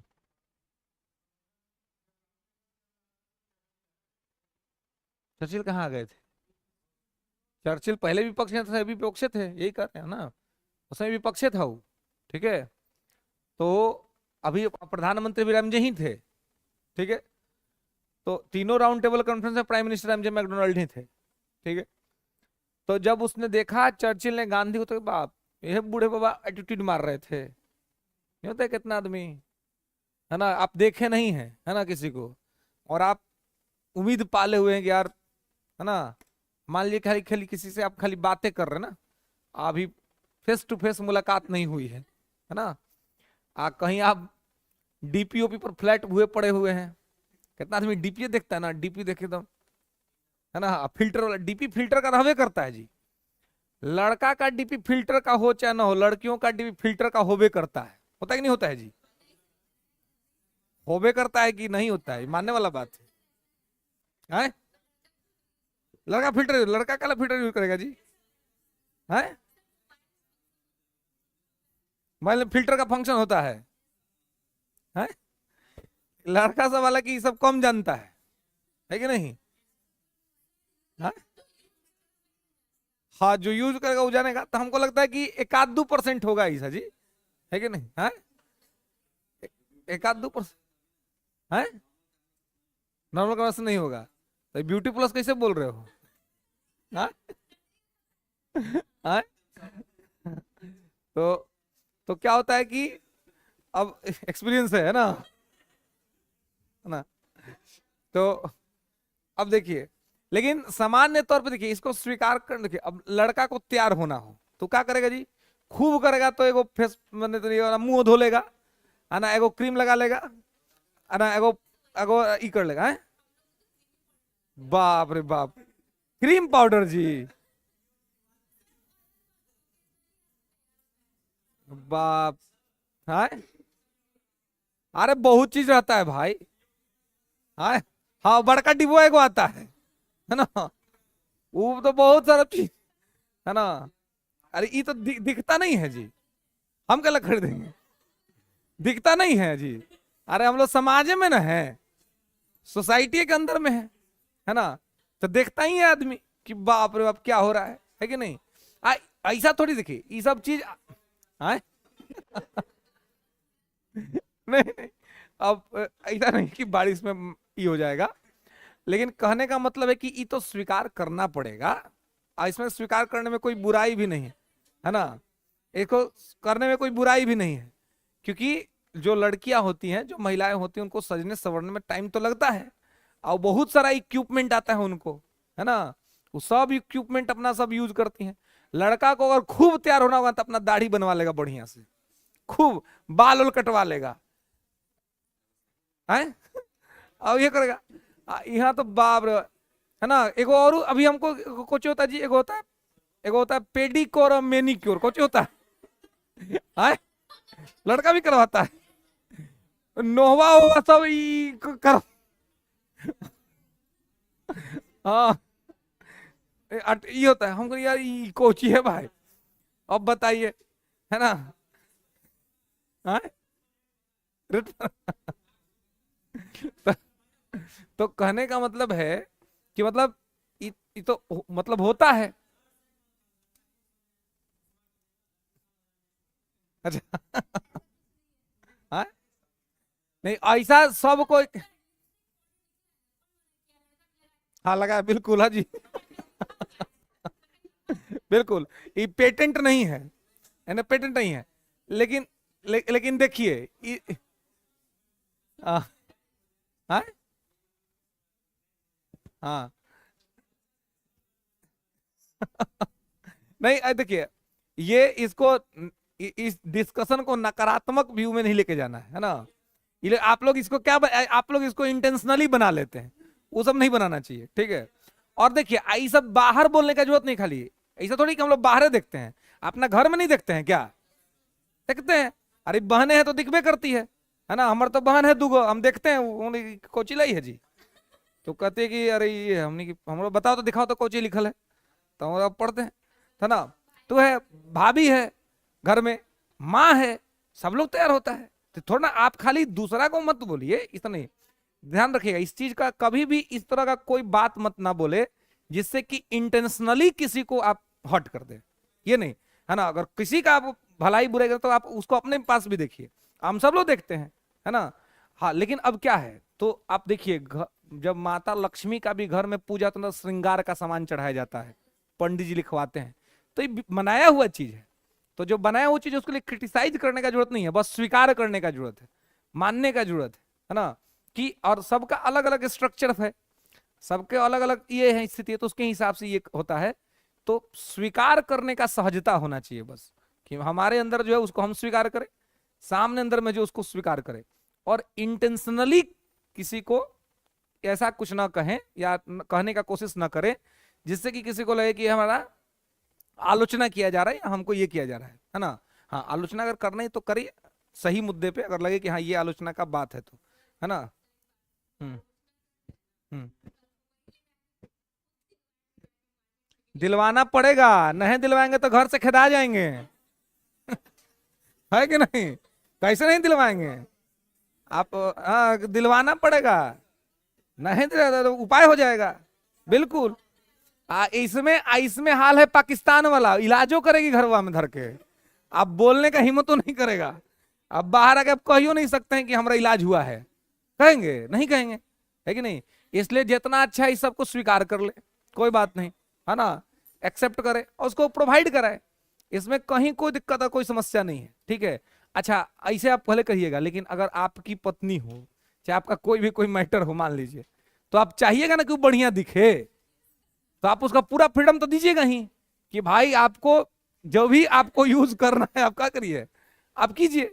तो इसलिए इसको क्रिटिसाइज करने की आवश्यकता नहीं है, आए? नौकरिया होने दीजिए इसका ना, या टीचर वाला निकलने दीजिए, और टीचर निकलने के बाद 2 साल के अंदर घूम के आइएगा, ठीक है। आप पाइएगा कि ई 3 हो गए हैं, ठीक है, 2 नहीं 3 हो गए हैं। हम बताइए, आई कह रहे कि हम शादी नहीं करेंगे महाराज, ये हो सकता है? नहीं हो सकता, ये सब कहने वाला बात है ना। ठीक है, ऐसा करने का जरूरत भी नहीं है, क्यों करेंगे ऐसा, है? नहीं नहीं नहीं, तो इसलिए कहने, है? चलिए आइए, अब आइए इधर आइए, गांधी जी पर आइए भाई। तो कहां पहुंचे? सेंट जेम्स पैलेस में गांधी पहुंचे। विपक्ष का नेता था चर्चिल। चर्चिल ने कहा गांधी को अधनंगा फकीर। पूछा जाता है कि गांधी को अधनंगा फकीर किसने कहा था? चर्चिल ने कहा था, विपक्ष का नेता था। और वही वो कहा कि भाई यही आदमी नहीं आ रहा था, इनको तो आना चाहिए था। तो सब बोला कि देखने में इसे लग रहे हैं, इनका जो प्रभाव है ना भारत में, जाइएगा तब पता चलेगा, है ना, कि आदमी एक बार अगर इसको कुछ बात बोल दे तो पूरा इंडिया का आदमी खड़ा हो जाता है, वो इनका पावर है। तब जब ये सोचा तो जॉर्ज पंचम जो राजा था यही कहा कि बुलाओ, हम मिलना चाहते हैं गांधी से। स्पेशली गांधी बुलाए गए थे, गांधी से मिलने का सबको ये था। तो गांधी पहुंचे, तो वहां पर मैंने पहले भी आपको बताया था कि ब्रिटेन के राजा के यहाँ राजा से मिलने का भी वो कोड ऑफ कंडक्ट था, कि ब्रिटेन के राजा से अगर आपको मिलना है ना तो पूरा तैयार होके मिलना है, एकदम कोट पैंट ये सब एकदम आपका लगा रहना चाहिए। बिना कोट पैंट टाई के आप जाइएगा ना तो मिलवे नहीं करेगा वो इस तरह का यहाँ पर स्थिति था। तो अब देखिए, जब इस तरह का सिचुएशन यहाँ पर था, जॉर्ज पंचम जो थे वो यहाँ पर राजा थे। आज तब उनसे जाके गांधी से सब कहा कि काम करिए, आपको हम लोग कपड़ा देते हैं, कपड़ा चेंज कर लीजिए। अब बदल लीजिए कपड़ा। तो गांधी बोले कपड़ा बदल लीजिए? बोले कि हाँ, हमारा राजा से मिलेगा तो ये आधा फटल धोती में नहीं, ये आपको बढ़िया से जाना पड़ेगा, हमारा राजा का सम्मान है। गांधी ने कहा कि हमारा संस्कृति है ना, हम राजा, तुम्हारे राजा जो है उनको गुलाम बना के रखे हुए हैं, तो इसलिए हम अगर उनको मिलना है तो हम जैसे हैं वैसे ही मिलेंगे। अब ये सब जाके बोला कि तो भाई ड्रेस बदलने के लिए तैयार ही नहीं है ना। तो जब बोला कि ड्रेस बदलने के लिए तैयार नहीं है तो उसका और क्यूरोसिटी बढ़ गया राजा का कि अरे ऐसा कौन सा आदमी है कि मतलब वो कह रहा है कि हम ड्रेस नहीं चेंज करेंगे, नहीं करेंगे। तो बोला ठीक है, जैसे हो वैसे बुलाओ। तो गांधी जी जैसे थे वैसे ही पहुंच गए। लिख लेना है यहाँ पर, तब से बोल भी रहे हम जॉर्ज पंचम, जॉर्ज पंचम, कितना बार बोले होंगे जॉर्ज पंचम, है ना। तो अब क्या हुआ कि अब पंचम जो था ये बोला कि भाई बुलाओ। गांधी जी गए। अब सब पंचम भी देख करके भौचक्का हो गया कि भाई कैसे आदमी आ गया, एक एक धोती में अपना काम चला रहे हैं गांधी जी। तब उसने पूछा कि भाई आपके कपड़े क्या हुए? गलत सवाल पूछ दिया गांधी जी शायद से, है ना, कि आपके कपड़े क्या हुए, आपने पूरा कपड़ा क्यों नहीं पहना है? तो गांधी जी ने कहा कि हमारा क्या, हमारा पूरा देश का कपड़ा आपने उतार लिया है और आप हमसे पूछते हैं कि हम कपड़ा क्यों नहीं पहने हैं। तो इतने कॉन्फिडेंस में ब्रिटेन के राजा के सामने अगर कोई बोल सकता है तो वो गांधी ही बोल सकते हैं।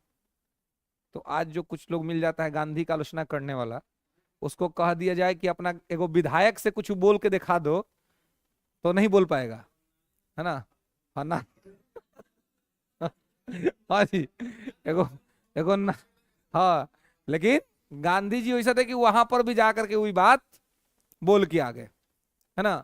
वो इस तरह की स्थिति जो है सो वो, तो इस तरह का काम गांधी ही कर सकते थे, कोई और नहीं कर सकता था, किसी और के पास इतना पावर नहीं था कि कोई ये काम और कर पाए। तो ये जब गांधी यहां पर बोले तब इन लोगों ने कहा कि भाई हम भारत के लिए एक कानून बनाने जा रहे हैं, है ना, जिसमें हम कांग्रेस की सहमति चाहते हैं।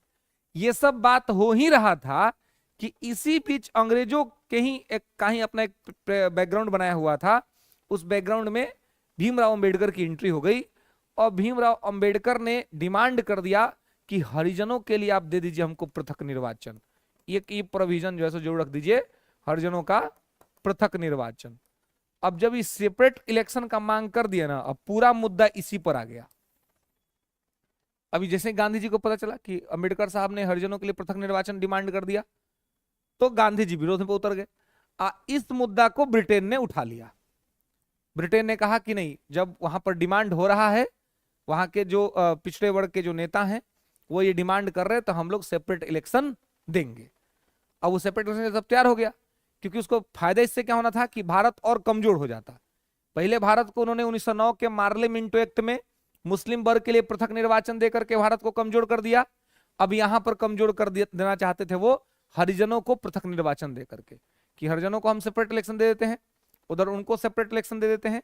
इससे फायदा क्या होगा कि ये बट जाएंगे आपस में। अब बट 1919 के एक्ट में तो उनको लगा कि भाई अब इससे क्या होगा, धीरे धीरे लोग आपस में ही बट जाएगा। आज जितना ये लोग आपस में बटेगा, ये लोग को गुलाम बना के रखना उतना आसान हो जाएगा। बस इन लोगों ने इसको स्वीकार कर लिया, उन्होंने कहा कि हम सेपरेट इलेक्शन देंगे। गांधी जी को सूचना मिली, गांधी जी ने वहीं पर इस बात का विरोध किया और गांधी ने कहा कि भारत को हरिजनों के लिए सेपरेट इलेक्शन की कोई आवश्यकता नहीं है, हमें ये नहीं चाहिए। तो अब उस सब अंग्रेज सब गांधी जी का बात नहीं सुना और बात सुन लिया अंबेडकर साहब का, कहा कि नहीं हम लोग पृथक निर्वाचन देंगे क्योंकि वहां की आवश्यकता है। ठीक है, अब ऐसे ही होता है कि आपके घर में अगर कोई बाहर वाला फुट डालना चाहता हो तो पिताजी अगर कोई अच्छा बात करेंगे तो वो नहीं सुनेगा, और लड़कवा कोई अगर गलत बात करता हो तो उसको सुन लेगा सब, कि ये कर देते हैं ताकि कम से कम कमजोर हो जाए। लेकिन तो अपनी समझदारी होनी चाहिए कि हम अपने लिए क्या सही और क्या गलत कर रहे हैं। गांधी जी का बात उस समय नहीं सुना गया और गांधी जी निराश होकर के, गुस्सा होकर के वहां से निकल गए। अब बोला कि हम इसमें पार्टिसिपेट, जब मेरा बात ही नहीं सुना जाएगा तो हम यहाँ पे रह क्या करेंगे। अब वहीं से निकल गए, आनंद फानंद में टेम्स के किनारे, और वहां से उन्होंने देखा कि एक बेसेंटियाना नाम का जहाज भारत की तरफ जाने वाला था, जो इटली का जहाज था। तो उन्होंने तुरंत बेसेंटियाना पर कहा कि हमारे पास भाड़ा वाड़ा का तो कम है, हमारा लेते चलो, हम इंडिया के आदमी है। बोला चलिए बैठिए, कोई दिक्कत नहीं है। गांधी जी को लेके आया, है ना। तो गांधी गए राजपूताना से थे, वापस लौट गए बेसेंटियाना से, जो कि इटली का जहाज था। तो बेसेंटियाना से गांधी वापस आ गए। अब जब गांधी वापस आए और सेकेंड राउंड टेबल कॉन्फ्रेंस में ये मैटर यहां पे क्लियर हो गया कि हमको देना है, तो ब्रिटेन के तत्कालिक जो प्राइम मिनिस्टर थे वही रैमजे मैकडोनाल्ड, उसने क्या किया, तो 16 अगस्त 1932, 16 अगस्त 1932 को ब्रिटेन के पार्लियामेंट के कॉमन हाउस में, ब्रिटेन के पार्लियामेंट के कॉमन हाउस में कॉम्युनल अवार्ड का डिक्लेरेशन कर दिया। मतलब सांप्रदायिक पंचायत की घोषणा कर दी। ये नोट करके लिख लेंगे कि 16 अगस्त 1932 को ब्रिटेन के प्रधानमंत्री रैमजे मैकडोनाल्ड ने, 16 अगस्त 1932 को ब्रिटेन के प्रधानमंत्री रैमजे मैकडोनाल्ड ने, रैमजे मैकडोनाल्ड ने, रैमजे मैकडोनाल्ड ने सांप्रदायिक पंचायत की घोषणा कर दी। कम्युनल अवार्ड कहा जाता है इसको इंग्लिश में, हिंदी में कहते हैं सांप्रदायिक पंचायत। ठीक है, सांप्रदायिक पंचायत की घोषणा कर दी, कम्युनल अवार्ड।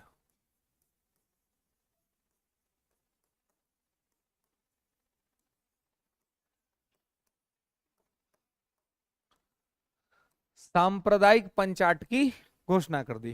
ठीक है, कम्युनल अवार्ड को डिक्लेयर कर दिया यहां पर। अब जब कम्युनल अवार्ड का डिक्लेरेशन कर दिया है ना, सांप्रदायिक पंचायत को जब डिक्लेयर कर दिया वहां पर, तो आप देखेंगे कि अब ये भारत, मतलब जब वहां पे पार्लियामेंट में डिक्लेयर हो गया, मतलब ये कानून बन गया, मतलब कि अब ये कानून लागू होगा, अब ये इंफोर्स होगा। तब इन्होंने क्या किया कि अब ये मैसेज आया गांधी जी के पास इंडिया कि तो कानून अब लागू होने वाला है इंडिया में।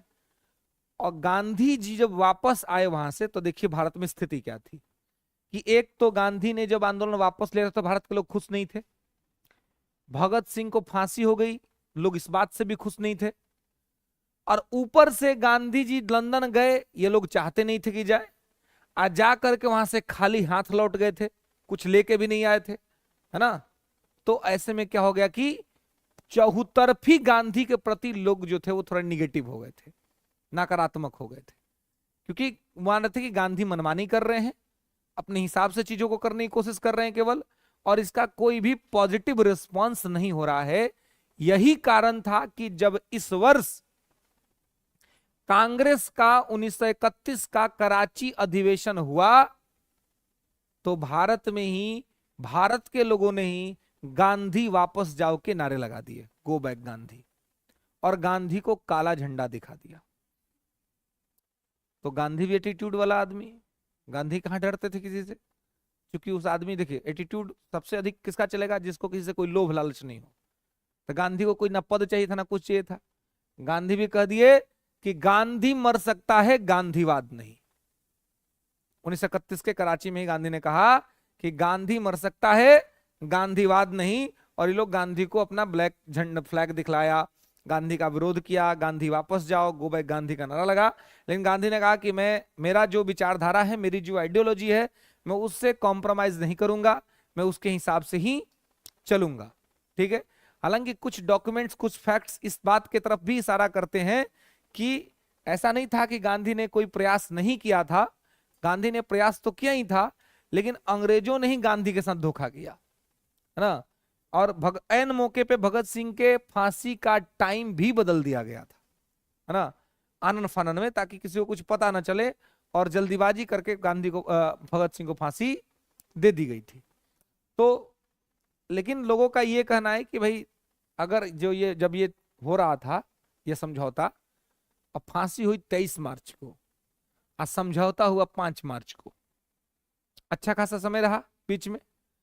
तो इस बीच अगर ये समझौता ही गांधी नहीं करते, इस ट्रिटी पर गांधी एग्री ही नहीं करते, तो संभव था कि गांधी को, मतलब भले भगत सिंह की फांसी होती, लेकिन गांधी जी इतिहास के कटघरे में खड़ा नहीं होते। इतिहास में लोग ये नहीं कहता कि, मतलब गांधी जी के वजह से, या गांधी जी ने इसको रोकने की कोशिश नहीं की, गांधी जी ने निष्पक्षता बरतने की कोशिश नहीं की, इस तरह का कोई आरोप प्रत्यारोप लगने का संभावना नहीं था, है ना? है?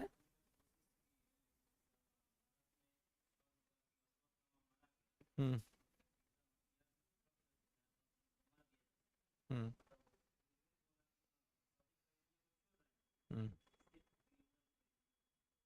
हम्म। हाँ,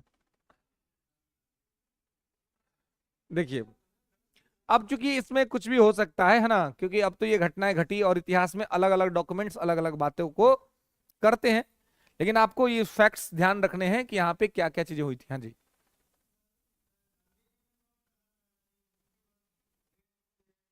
ये 1942 में, 1942 में भारत छोड़ो आंदोलन में, भारत छोड़ो आंदोलन जब गांधी शुरू कर रहे थे, तो कांग्रेस के वर्किंग कमेटी के कुछ लोग इसके लिए तैयार नहीं थे। तो वहां पे गांधी ने एटीट्यूड दिखाया, कहा कि कोई बात नहीं, तुमको करना है तुम करो, नहीं करना मत करो, क्योंकि मुझे ज्यादा दिक्कत नहीं है, मैं भारत के बालू से कांग्रेस से बड़ा आंदोलन खड़ा कर सकता हूं, है ना? कि कांग्रेस से बड़ा आंदोलन जो है मैं खड़ा कर दूंगा, इसलिए कांग्रेस को हमको आंख दिखाने की आवश्यकता नहीं थी। तो गांधी को कांग्रेस से भी कुछ लेना देना नहीं था जी, गांधी को कांग्रेस से भी कोई मोह नहीं था। ये जो कांग्रेस के लोग जो कहते हैं ना गांधी गांधी गांधी गांधी, तो बिना मतलब का ना गांधी गांधी कहते हैं, गांधी तो कह दिए थे कि आजादी मिली, कांग्रेस को खत्म कर दो, बात नहीं माने, इसलिए कांग्रेस की बेइज्जती करा रहे हैं ना। कांग्रेस की जो बेइज्जती हो रही है वर्तमान में, गांधी दूरदर्शी आदमी थे, इसीलिए गांधी ने कहा था कि कांग्रेस को खत्म कर दो, फूल माला चढ़ा करके कांग्रेस को प्रणाम कर दो। इससे क्या होगा, भारत के जनता के स्मृति में कांग्रेस हमेशा सम्मानित स्थान में रहता, कोई कांग्रेस का अपमान नहीं करता कभी भी, क्योंकि सबके मन में यह रहता कि कांग्रेस एक ऐसी पार्टी थी जिसने भारत को स्वतंत्रता दिलाया था। लेकिन आजादी के बाद भी इस पार्टी के नाम पर वोट मांगे लोग, सत्ता में आए लोग, शासन किया लोग, और आज अपना दुर्दशा करा लिए। तो अब इसी देश की जनता कांग्रेस के बारे में गलत बात करती है, कांग्रेस के बारे में गलत सोचती है ना? सार्वजनिक तौर पे कांग्रेस की आलोचना होती है, तो इससे कांग्रेस की प्रतिष्ठा को हानि होती है कि नहीं होती है? जो प्रतिष्ठा कमाया था कांग्रेस ने आजादी के आंदोलन में, वो होती है। अब नेता थे, ठीक है, इनको अलग पार्टी बना लेते, है ना? आजादी हो गई, कांग्रेस को हम डिसॉल्व कर रहे हैं, उसके जगह पे हम नया पार्टी बना रहे हैं, नया पार्टी बना लेते, सब लोग वही रहते, पार्टी बदल जाती केवल, और उसके बाद अपना करते काम सब। लेकिन पार्टी नहीं बदला, लेकिन कहेंगे जरूर कि गांधी हमारे आइडियोलॉजी, मतलब हमारे आइडियल पर्सन है, लेकिन गांधी की बात नहीं मानेंगे। जबकि गांधी ने कहा था कि भाई स्वतंत्रता पश्चात कांग्रेस को खत्म कर देना चाहिए, अगर खत्म हो गई रहती, मतलब कांग्रेस का ये नाम नहीं रहता, कोई और पार्टी रहती, तो पूरा भारत का आदमी, चाहे वो पक्ष हो चाहे वो विपक्ष हो, किसी का हिम्मत नहीं होता कि वो कांग्रेस के बारे में एक भी शब्द गलत बोले। क्यों? क्योंकि सबके मन में ये होता है कि भाई कांग्रेस ने देश को स्वतंत्रता दिलाई है। अब वो बात कोई भी नहीं बोलता है ना? अब सब अलग ही तरह का बात बोलता है कि भाई कांग्रेस ने ये कर दिया, कांग्रेस ने वो कर दिया। तो इसमें कांग्रेस नाम जो है वो फंस जाता है। जिस कांग्रेस ने देश की आजादी के लिए अच्छा काम किया था, इस बात को अस्वीकार नहीं किया जा सकता, इस बात को रिजेक्ट नहीं किया जा सकता है। तो गांधी ने वहां पे कहा था, कांग्रेस को चैलेंज किया था कि अगर आप पास कर देंगे ये क्विट इंडिया मूवमेंट तो ठीक है, अगर आप नहीं भी पास करेंगे तो भी कोई दिक्कत नहीं है, हम अपना आंदोलन चला लेंगे, हमको पता है कि अपना आंदोलन हमको कैसे चलाना है। और गांधी ने फिर शुरू किया था, फिर कांग्रेस ने समर्थन भी किया, क्योंकि लोगों को पता था कि अगर कांग्रेस यहाँ गांधी जी अगर कांग्रेस से निकल गए तो फिर इनको कौन पूछेगा।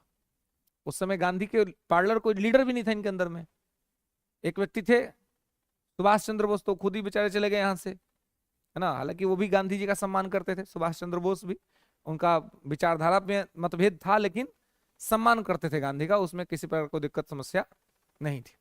खैर, तो इस प्रकार से गांधी जी जब वापस आए और गांधी जी के पास कोई इसमें नहीं था, तो अंग्रेज सब क्या किया, गांधी जी को उठा के जेल में बंद कर दिया। असहयोग के बाद भी गांधी जेल में बंद हुए थे, सविनय अवज्ञा के बाद भी गांधी को जेल बंद कर दिया। पूना की बड़ौदा जेल में उस समय गांधी को रख दिया, और उस वहीं पर गांधी को सूचना मिली कि यहां पर क्या हो गया है, कम्युनल अवार्ड की घोषणा हो गई है, और इसको स्वीकार करने के लिए लोग तैयार हो गए हैं, खास करके अंबेडकर जी।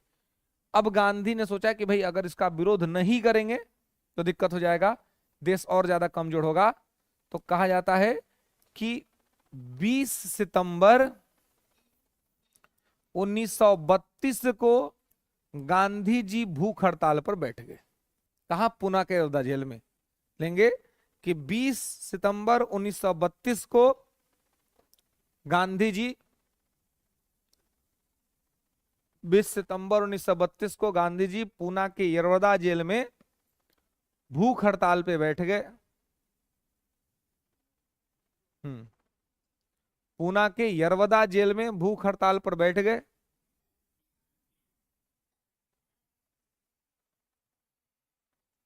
पूना के यरवदा जेल में भूख हड़ताल पर बैठ गए सांप्रदायिक पंचाट के खिलाफ, कम्युनल अवार्ड के खिलाफ। सांप्रदायिक पंचाट के खिलाफ, ठीक है, कम्युनल अवार्ड के खिलाफ, ठीक है। क्योंकि गांधी जानते थे कि इससे क्या होगा, इससे भारत का और कमजोर होगा, भारत और विभाजित हो जाएगा। और जब गांधी जी यहां पर भूख हड़ताल पर बैठ गए तब अब लोगों को लगने लगा कि कहीं ऐसा ना हो कि फिर से तबीयत खराब हो जाए, फिर दिक्कत हो जाए।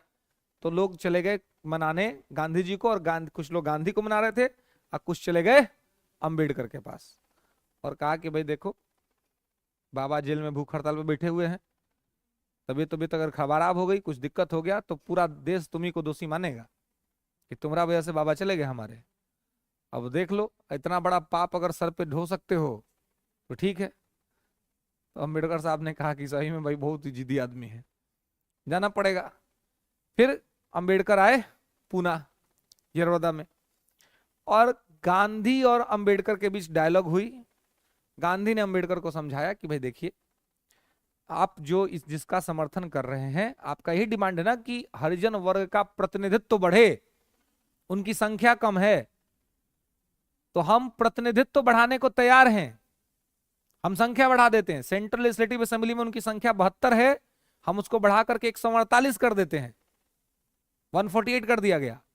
लेकिन हम संख्या बढ़ा देंगे, लेकिन पृथक निर्वाचन नहीं, क्योंकि आप समझ नहीं रहे हैं, पृथक निर्वाचन से आपस में ही विभाजन हो जाएगा, हम आपस में ही अलग थलग हो जाएंगे। क्योंकि उस समय के पृथक निर्वाचन का क्या मतलब था जी, कि जिस वर्ग को सीट रिजर्व होगा, वोट भी केवल उसी वर्ग के लोग करेंगे, दूसरे वर्ग के लोग नहीं करेंगे, यह मतलब था।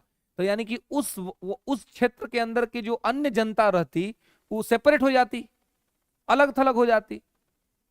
तो इसलिए गांधी ने इसका ये किया। और देखिए, यही चीज 1909 में उन्होंने मार्लियामेंटो एक्ट में किया था, पहले मुसलमानों को पृथक निर्वाचन दे दिया और पाकिस्तान बन गया भविष्य में। तो यही दिक्कत थी कि उस समय गांधी भारत में नहीं थे, उस समय गांधी अफ्रीका में थे। जब मार्लियामेंटो एक्ट आया था 1909, गांधी अफ्रीका में थे, हिंद स्वराज लिख रहे थे वहां पर।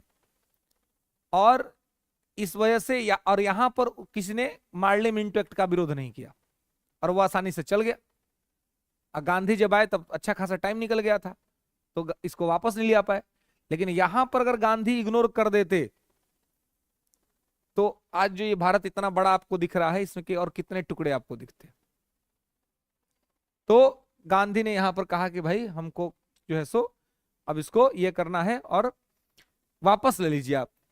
जब गांधी ने समझाया अंबेडकर साहब को कि पृथक निर्वाचन पद्धति भारत की एकता और अखंडता के लिए खतरा है, इसको आप त्याग दीजिए। रहा मुद्दा हरिजनों के प्रतिनिधित्व का, तो मैं उसे स्वीकार करता हूं, इनका रिप्रेजेंटेशन बढ़ेगा, सेंट्रल लेजिस्लेटिव असेंबली में भी बढ़ेगा, स्टेट लेजिस्लेटिव असेंबली में भी बढ़ेगा, लेकिन सेपरेट इलेक्शन के तहत नहीं। वोट सब लोग करेंगे, चुनाव ये लड़ेंगे। जैसे कि आज वर्तमान में आप देखिए कैसे होता है, सीट रिजर्व हो गया तो सीट रिजर्व हो गया तो लड़ेगी उसी कम्युनिटी से आए, 2-3-4 कैंडिडेट जो भी होंगे उसी कैंडिडेट होंगे उसी कम्युनिटी से, आप वोट सब लोग देगा। इससे क्या होगा, अलग थलग होने का भाव पैदा नहीं होगा।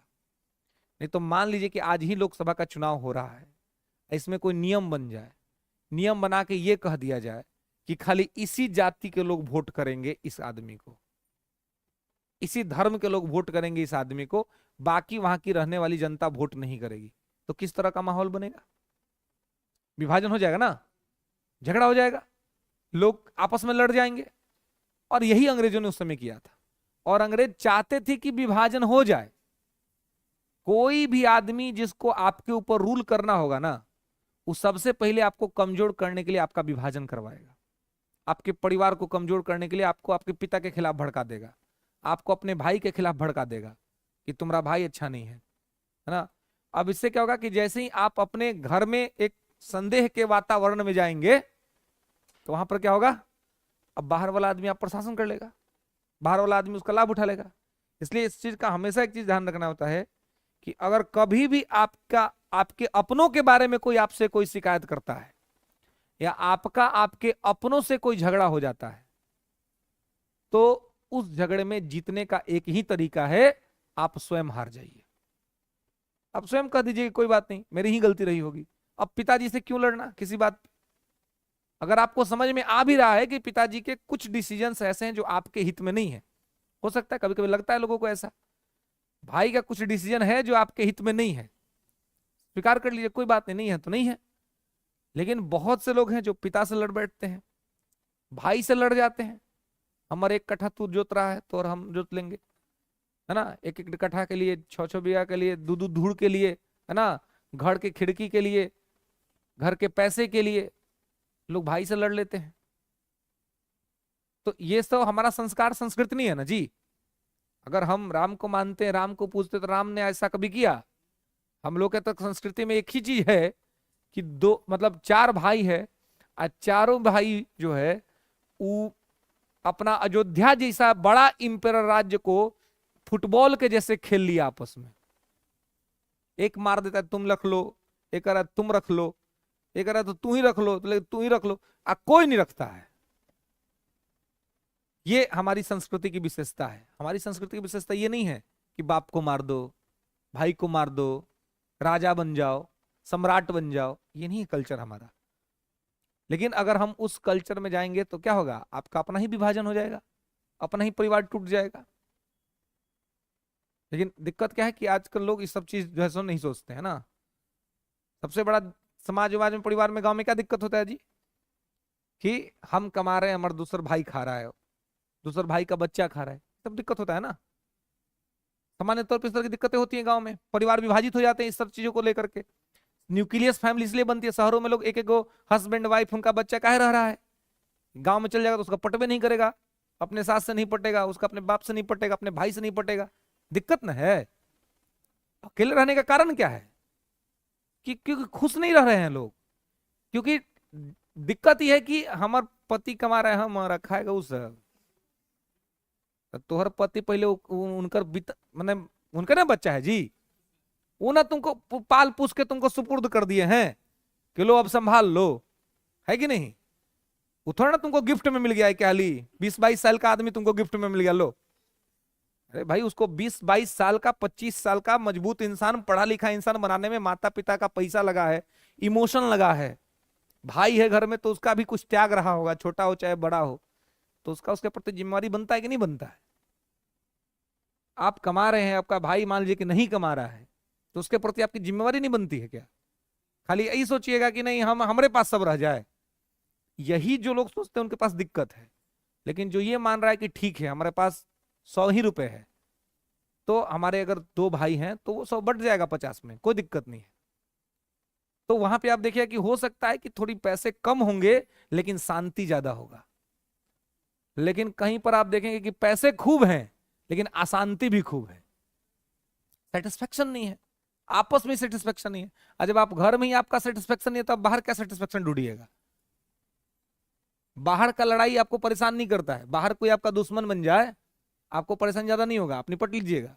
लेकिन आपका घर में लड़ाई हो जाए, आपका अपने भाई से लड़ाई हो जाए, अपने संबंध में किसी से भी लड़ाई हो जाए, तो आप परेशान हो जाइएगा। तो इसलिए हमेशा इंपॉर्टेंट है कि आप अपने आप को, अपने इंटरनल सिस्टम को मजबूत करके रखें। गांधी ने यही शिक्षा अंबेडकर को दी। गांधी की आइडियोलॉजी, अंबेडकर की आइडियोलॉजी एकदम डिफरेंट था, लेकिन गांधी ने वह समय समझाया और ठीक था कि अंबेडकर समझ भी गए। आज के डेट में तो कोई समझने को तैयार नहीं है सही बात, उसको लगता है कि मैं जो सोच रहा हूं वही ठीक है ना, मैं जो कर रहा हूं वही ठीक है। लेकिन अंबेडकर ने को समझाया गया गांधी के द्वारा, अंबेडकर ने समझा और अंबेडकर ने इसके बाद एक समझौता हुआ, पूना पैक्ट, है ना। पूना समझौता तो कहते हैं। पूना पैक्ट कब हुआ था? पूना पैक्ट ये हुआ आपको 24 सितंबर 1932 को। और इसके बाद जो है 24 सितंबर 1932 पुनः पैक्ट हुआ, और एकदम सहर्षता के साथ अंबेडकर ने ये सांप्रदायिक पंचायत को रिजेक्ट कर दिया, बोला ठीक है कोई बात नहीं है। और गांधी ने भी वादे के मुताबिक हरिजनों का प्रतिनिधित्व बढ़ा दिया, कहा कि आपका हम रिप्रेजेंटेशन बढ़ा देते हैं, कोई दिक्कत नहीं है, सब लोग मिलकर के रहेंगे।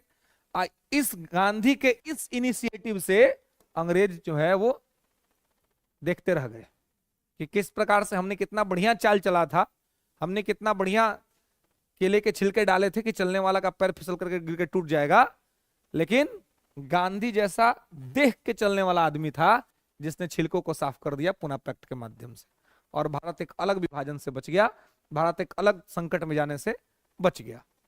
तो इस प्रकार से पुनः पैक्ट के बाद ये वाला जो मतलब ये पूरा जो घटनाक्रम चल रहा था, ये घटनाक्रम खत्म हो जाता है।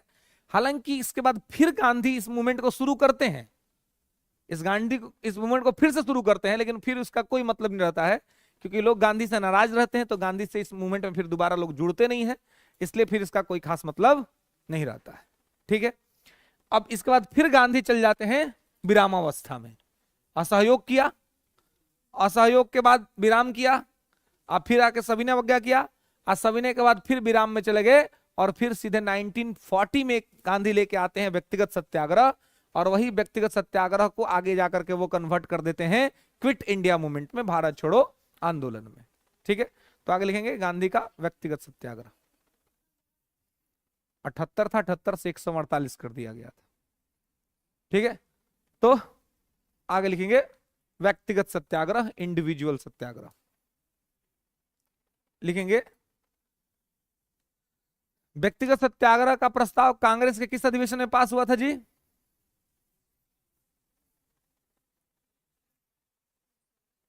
हम्म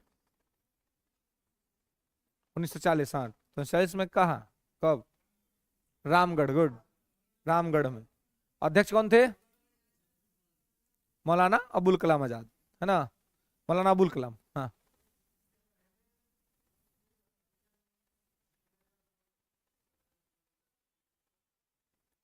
हरिजन को उन्होंने संस्था बनाया था, केवल नाम दिया था। हाँ, वो नाम दिया था, ठीक है, कोई मतलब उन्होंने जब जो पिछड़ा वर्ग थे उनको उन्होंने नाम दिया था। हरिजन पत्रिका भी निकाली थी संस्था, और उसके तहत उनको प्रोटेक्शन के लिए काम करते थे। और देखिए जब भी रिलीफ में गांधी जाते थे, जैसे कि यहाँ पर 6 साल का जो रिलीफ आया, या 1922 में जो रिलीफ में गए थे यानी आराम में गए थे, तो इस बीच गांधी क्या करते थे? यही हरिजन उत्थान कार्यक्रम करते थे। गांधी समाज के वंचित और पिछड़े लोगों के उत्थान का काम करते थे। इस बीच गांधी सूत काटते थे, कपड़ा बनाने का काम करते थे, और गांधी इस बीच लोगों को आत्मनिर्भर होने का मैसेज देते थे। और इसी वजह से एक चीज डेवलप होता है कि भारतीय राष्ट्रीय आंदोलन का एक सबसे बड़ा ब्यूटी था कि अगर एक तरफ ये डिस्ट्रक्टिव कार्य करता था तो दूसरे तरफ कंस्ट्रक्टिव कार्य भी करता था। अगर एक तरफ विकासात्मक काम होते थे, विध्वंसात्मक काम होते थे, तो दूसरे तरफ संरचनात्मक काम भी होता था। यह भारतीय राष्ट्रीय आंदोलन का विशेषता था कि दोनों ही चीजें साथ साथ भारतीय राष्ट्रीय आंदोलन में चलता था। क्लियर है?